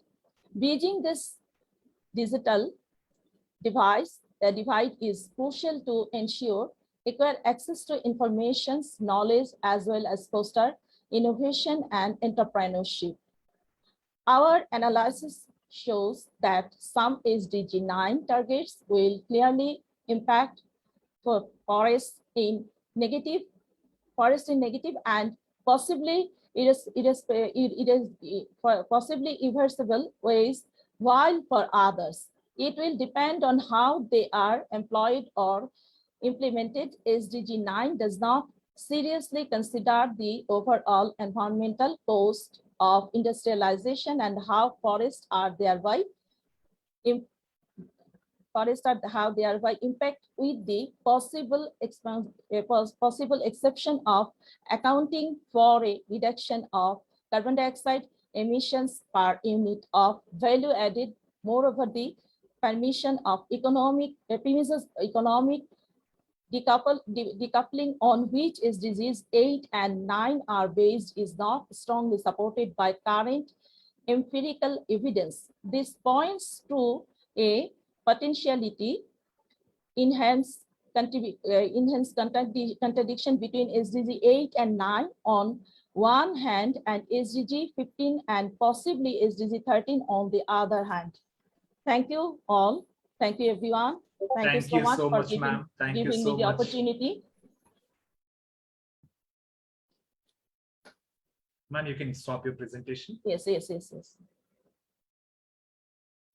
Thank you so much, ma'am. And before calling the next speaker, I request all the speakers to adhere the time limit for the smooth functioning of this conference. So before starting the new speaker, I will not give the introduction. I will just call out the initials before his name.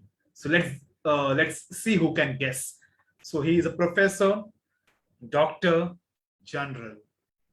Yes, rightly guessed. We have Professor Charles from Nigeria. I request Professor Charles to unmute and address the gathering on the SDG goal number 9.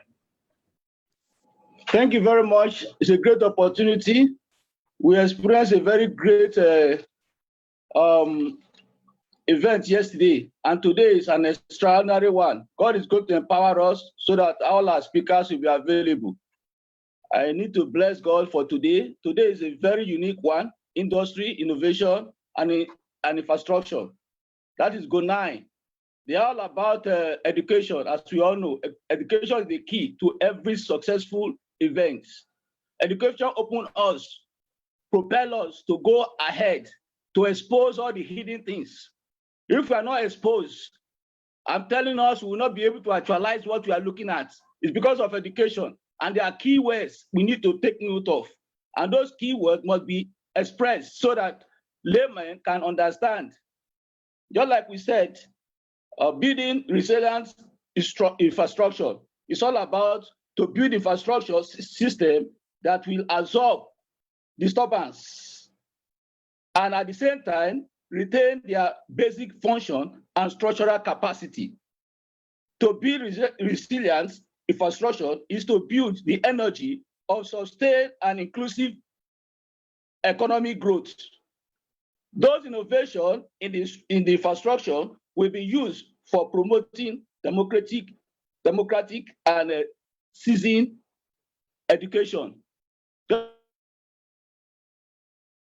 Without education, we cannot excel. The infrastructure will include two things. What are the two things? They are the interconnected ecosystem and also social systems. What is the purpose of this resilient infrastructure? One, to anticipate and withstand risks. Two, to minimize vulnerability and also to maximize useful life. What are the things we need to know?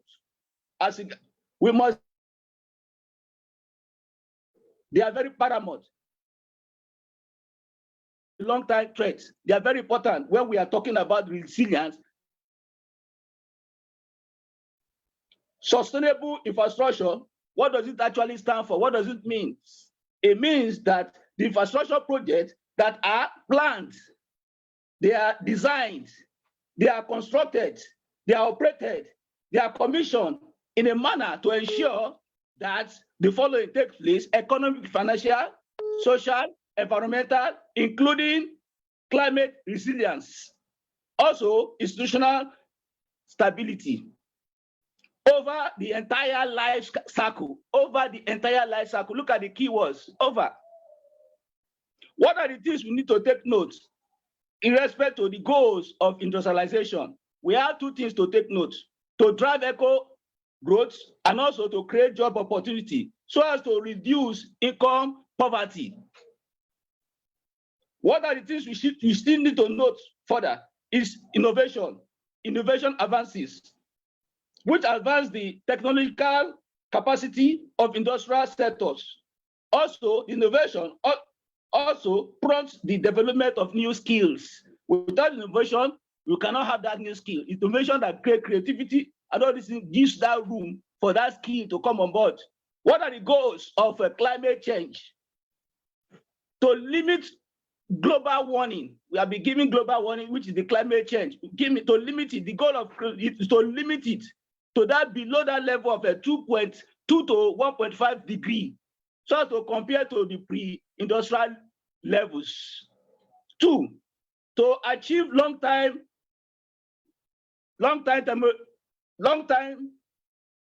temperature level, we need to look at the period, the level, how it is, how durable it is, so that we'll be able to, since countries aim to reach global peak of greenhouse and gas what? Emissions. These are very paramount. We need to take note. To achieve a climate neutral world by middle century, we need to achieve it. So it requires us to look at this climate change in a very unique way. How do we build climate resilience? 1, the roof design plays an important role. It must be strong. The roof design must be what? Must be strong. There must be a strong connection between the foundation and the roof. Strong foundation. And also the roof must have multiple slopes so as to stand well in the strong wind, so that when the wind blows, it will be able to stand very well. Also, the central shelf must be installed so as to reduce wind force and the pressure to the roof by sucking in air from outside, so that air will not penetrate. By the time air penetrates, what happens? The roof will go.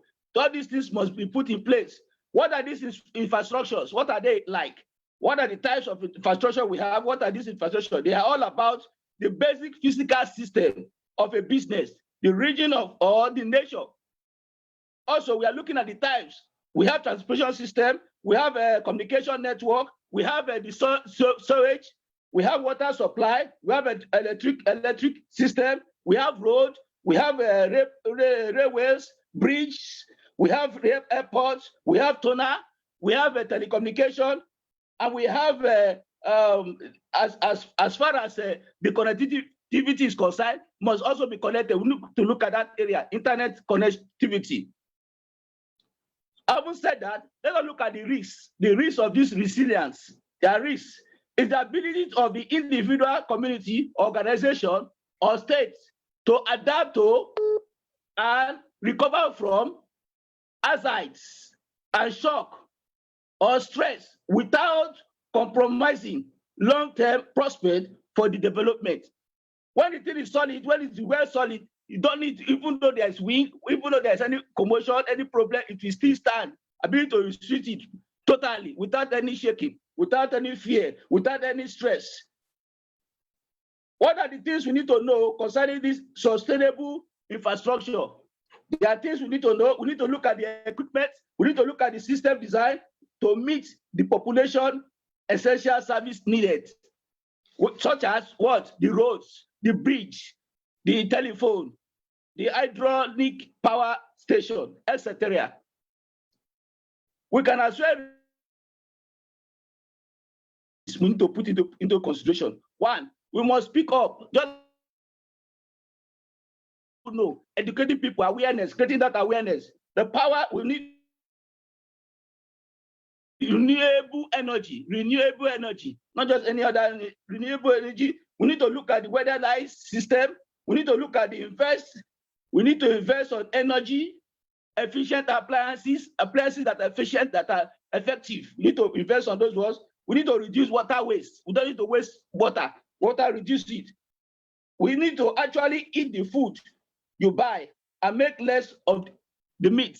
You don't need to eat much meat so as to reduce the production of it. By the time we start eating meat, it causes a lot of problem to the ecosystem. We need to reduce that one. The food we eat, also the food we buy. We must make sure we eat the food that are proper, that will not cause commotion to the environment or to ourselves as regard our health-wise.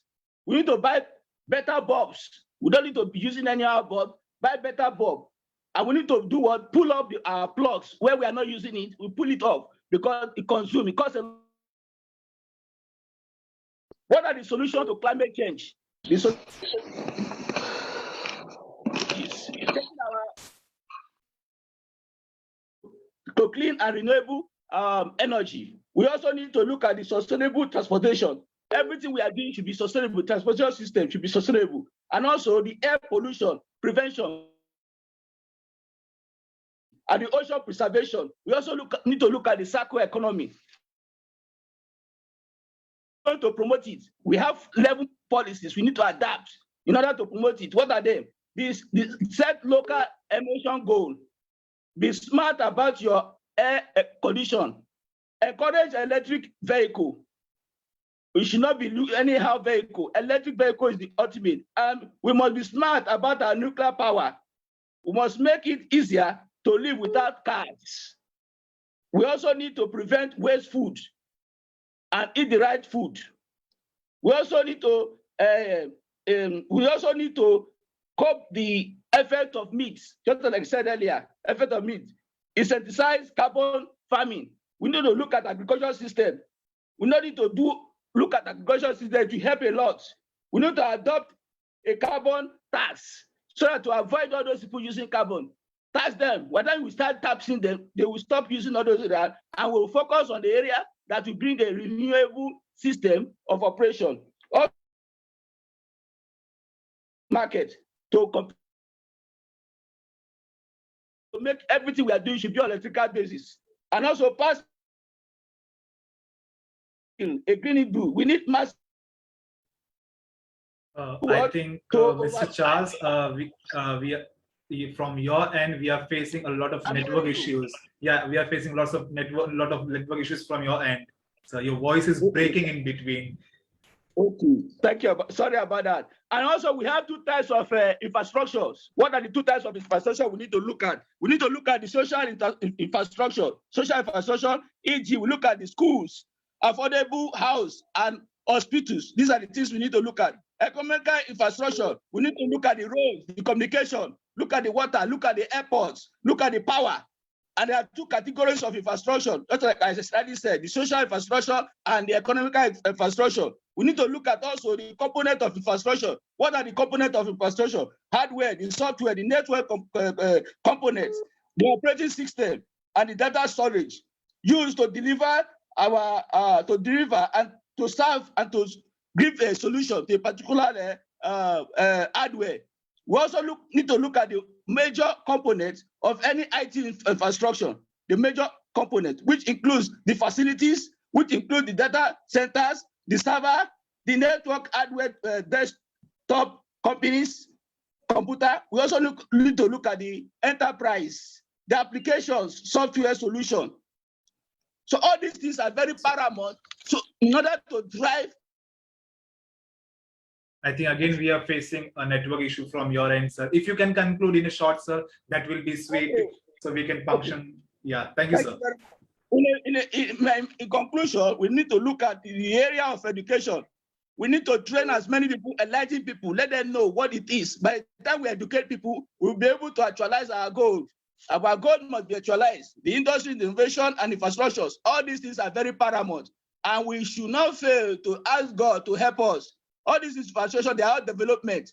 And we need to pray hard so that God will help us, so that we'll be able to use them nicely. Just like somebody said the other time, natural things. It's good, natural things. We need to respect the usage of natural things. By the time we respect it, at least it will also respect us too. And God wants us also to respect. We need to know that God created all these things for our use, and not to kill us, but to make us to be happy. That is more reason we must be closer to God, so that God will give us the grace to actualize that particular goal we are looking at.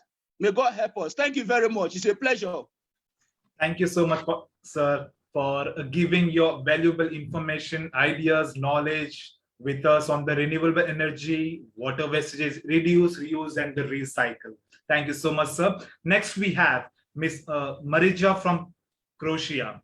She is a mentor teacher of economics at VET School, Ban Josip Jelačić, Sinj, Croatia. She deals with healthy eating and impact of food, does the plant research in cooking and plant preparation. So I request Ms. Marija from Croatia. Hello, I'm here. Are you hear me? Yeah, we can hear you. We can see you and we can hear you, ma'am. Thank you. Can I start? Yes, ma'am. Okay, I salute everyone and thank you for your beautiful words. I also thank you for inviting me to this big event where we can really learn. I thank you for the trust shown the opportunity to present today's topic and my position. My name is Marija Šimunović. I came from Croatia, and I'm teacher in vocation school. I decide on this topic because I believe that without innovation, investment on infrastructure, we cannot hope to the better tomorrow. No goals of sustainable development will happen if this goal is not developed.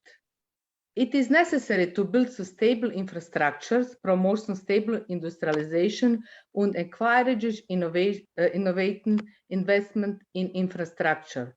Transport, irrigation, energy, and information, communication technology are key to achieving sustainable development and strengthening community in many countries.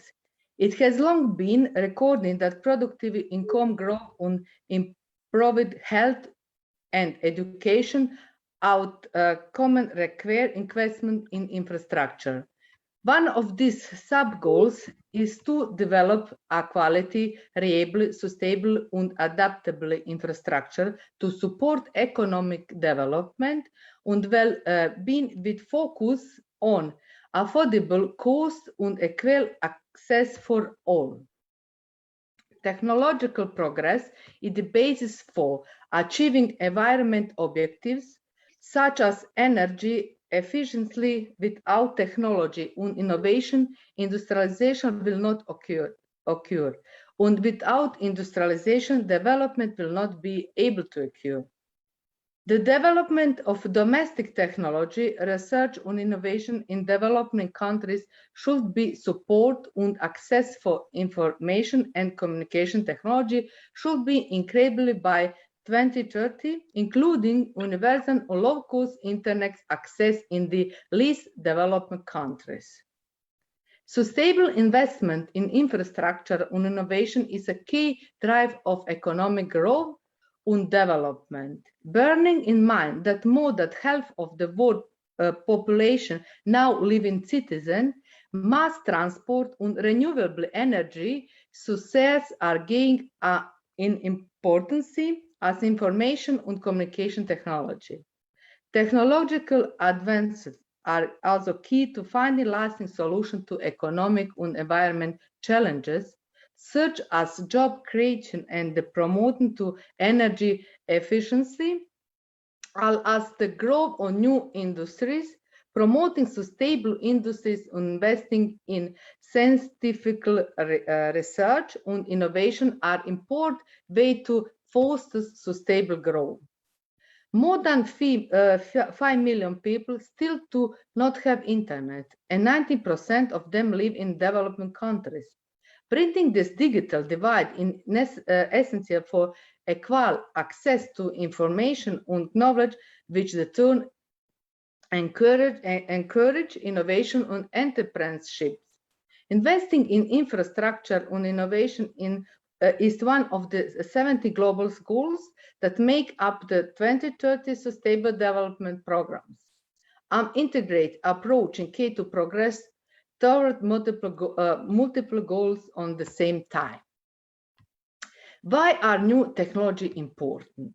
New technology become important when they improves the quality of life and work of people, when it reduces cost, increases efficiency, expands your horizon, increases knowledge, facilitates learning, and preserves and protects the environment and human health. Through new technology, people turn their creativity, imagination, and knowledge into a new value for society. Instead of competing with each other for limited resources, they are able to enrich some and other resource and create new value from it. In this sense, innovation is modern alchemy. Also, the development of new technologies often are challenges, but at the same time very fun and exciting job. If we want to achieve sustainable development, we must start from ourselves. Our needs on the side, because they are the one give the size on the human population who directly or indirectly consume resource. Industrial product is only a reflection of your needs on capitalism as social order that always strives for growth. Infrastructure is a necessity that gives us the foundation for orderly operation, moments and development. Behind me of the speech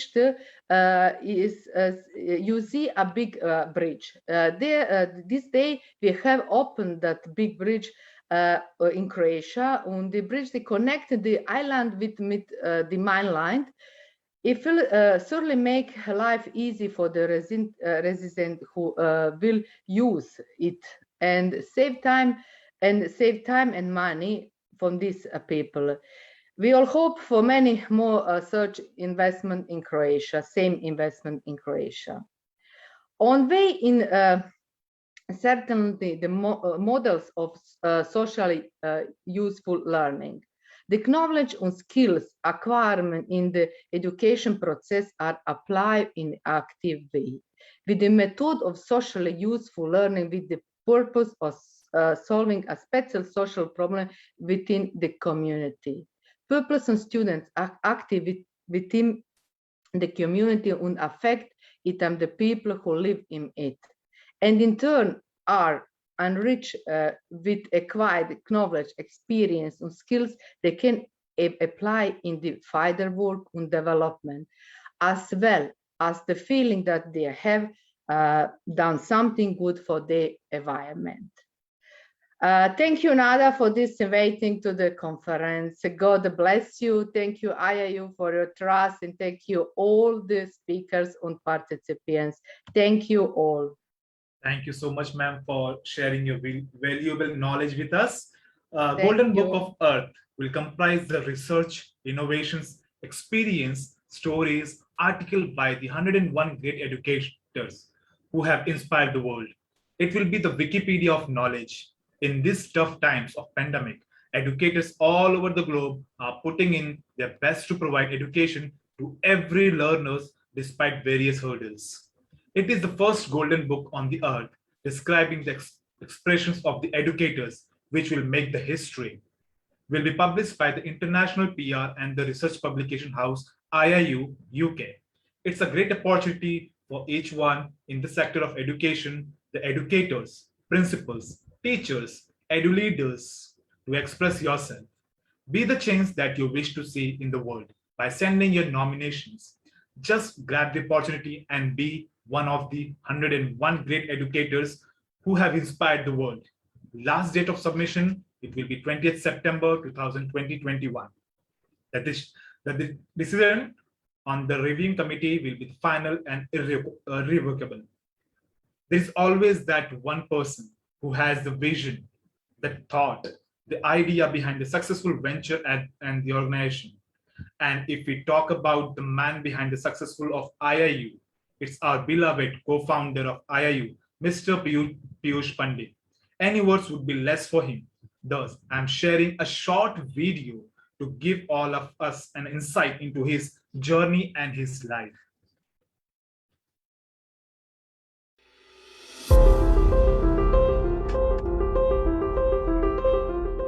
Piyush Pandit was born on 27th July 1987 in Pratapgarh, Uttar Pradesh, in a middle-class family. Piyush Pandit is that name who is recognized by his multiple work genres: an international social activist, award-winning social worker, serial entrepreneur, and founder of SBP Global. He has determined his destiny by having trust in him and Almighty God. Piyush Pandit is a diligent and passionate social worker committed to serve the humanity. Piyush Pandit has played a crucial role in crafting a team of volunteers and achieved global recognition as head of Swarna Bharat Parivar Trust, which span across more than 50 countries. He granted several live interviews and press conferences on rural development, access to justice, and the right to equality. Piyush is youth leader with extensive social work experience. political activism, and stellar entrepreneurial achievements. When you think of social work and changing the world by improving human experiences, Piyush Pandit comes to mind. He is proactively mentoring other social activists to encourage social activism and entrepreneurship around the world. He is working fiercely towards achieving United Nations sustainable goals in India and over the globe. Under the flawless leadership of Piyush Pandit, Swarna Bharat Parivar Trust was established. The organization strives to place the humanity at forefront and bringing back the human warmth which has lost due to busy modern life. They are fighting to ensure ending poverty, unemployment, and making society better for all. Rural India has been a focal point of Piyush, which gave birth to Help India Health Foundation. The social work continues and the e-village was established in 2012 to reinforce India's roots in villages and villagers. At the crux of Piyush's work is the youth. He believes that youth empowerment is closely aligned with social service. Piyush is the CEO of Piyush Group. The organization covers several industries, including renewable energy, logistics, real estate, and so on. Piyush Pandit has succeeded in scaling the growth of these organizations, and his work has taken them to the multinational level. Piyush is able to form and sustain positive relationship with people. He has received a plethora of awards and recognitions in 2018. India's Great Leap, Just go inside and find Guinness out. Star Book of Records in 2019. GTF World Summit Bangkok 2019. Volunteer Hero. I'm saying, you don't want- Blood Donation Award, Environmental Sentinel Award, Yuva Gaurav Samman, and Literature Confluence Award. Piyush Pandit believes in the philosophy of growing together. His slogan is, "Let's grow together and create tomorrow's entrepreneur." He has the vision to create a society that is based on freedom, equality, solidarity, diversity, and fairness.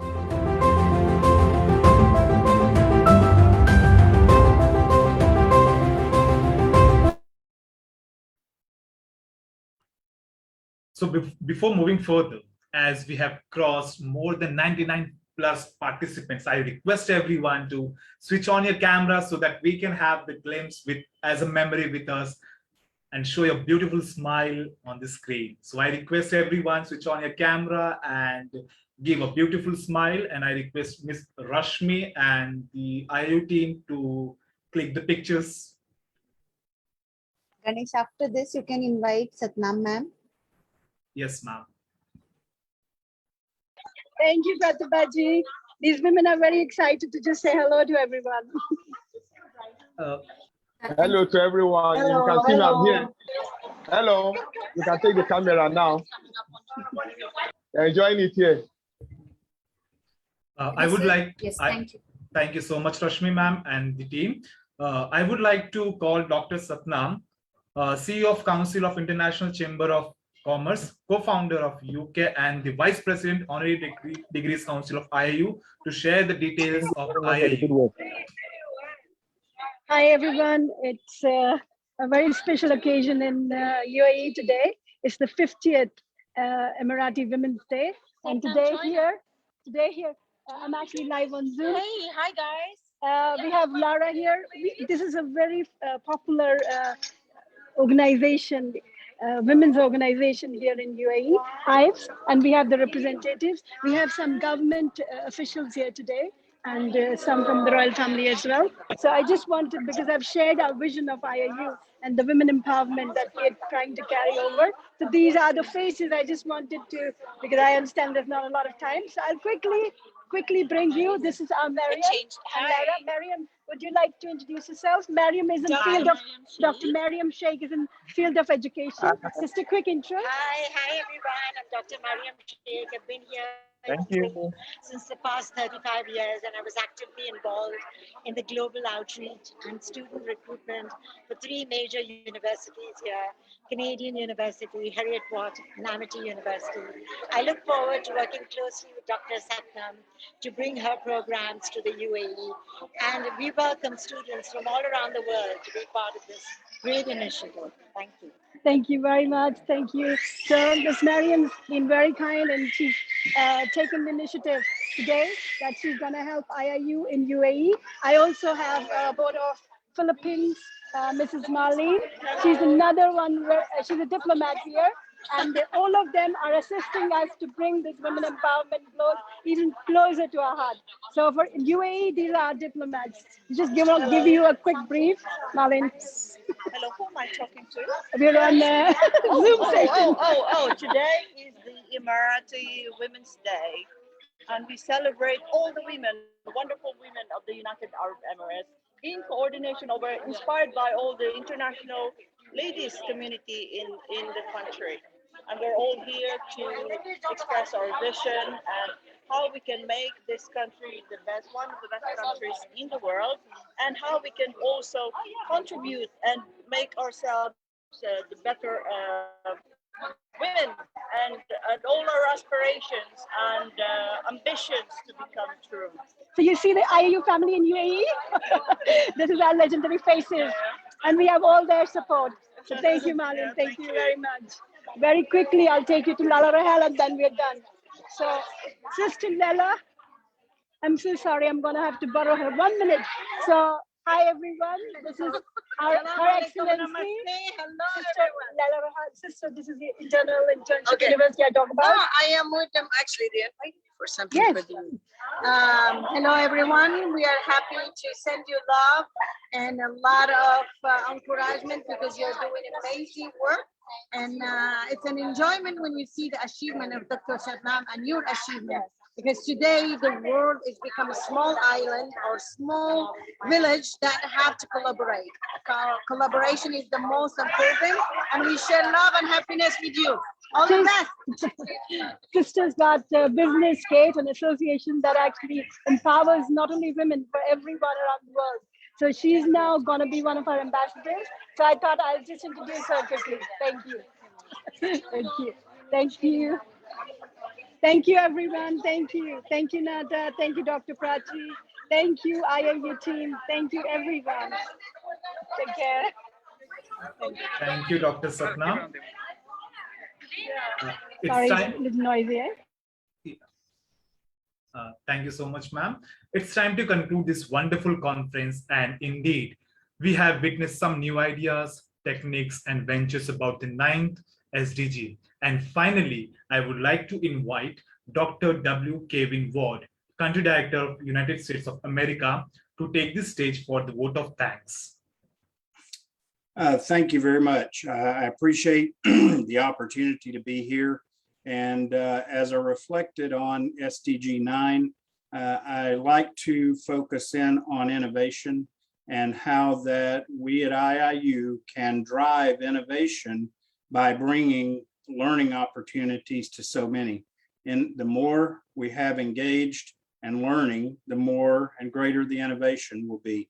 And we can help to grow in all areas of the Sustainable Development Goals by this innovation. And I appreciate so much the mission of IIU to be able to offer opportunities for learning to those that might not otherwise get them.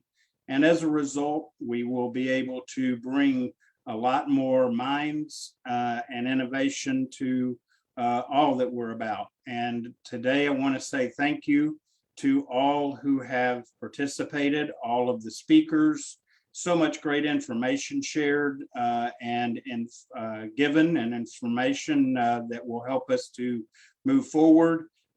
Also, a lot of passion and inspiration to us, so thank you for that.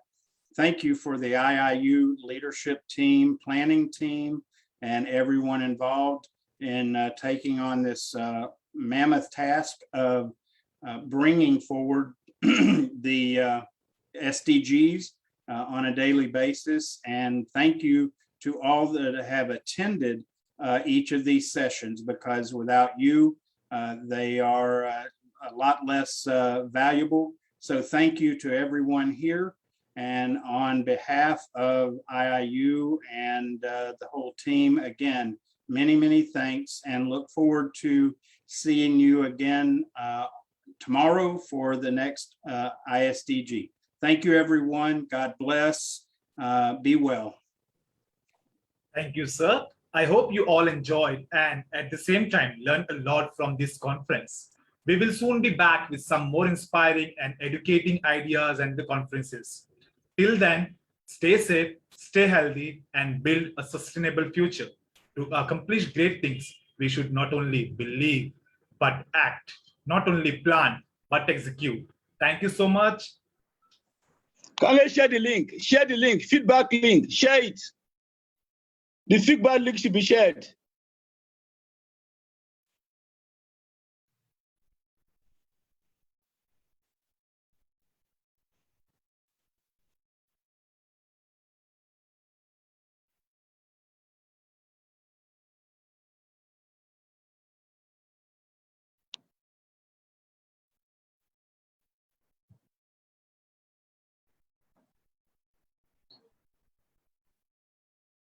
Hello, the ring, we are asking for the ring and no response.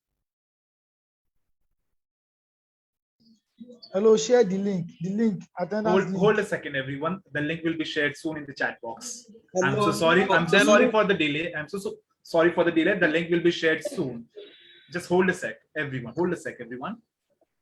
Thank you, Dr. Charles. Yeah, thank you. Yeah. We're all waiting for the feedback link. We got the link just today. Some of Okay. us got the sample of the certificate attendee certificate just today. So we were asked to edit it by putting, in our full names.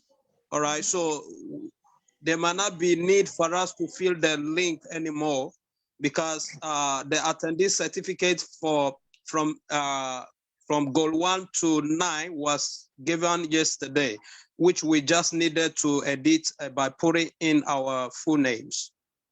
Yeah, put it in then. Yes, it's correct, and there is no link. There is no link for participants. Participants will get a link direct in the group, and speakers will get their certificate. But participants will get a blank to fill her or his name. That is why we don't have a link for certificates. If I may say, I'm totally confused here. Hello, A link Nada, was what you're shared saying is. yesterday. Now we can wind up, Doesn't Mr. allow us Ganesh. to go in today. Mr. Ganesh, we can wind up.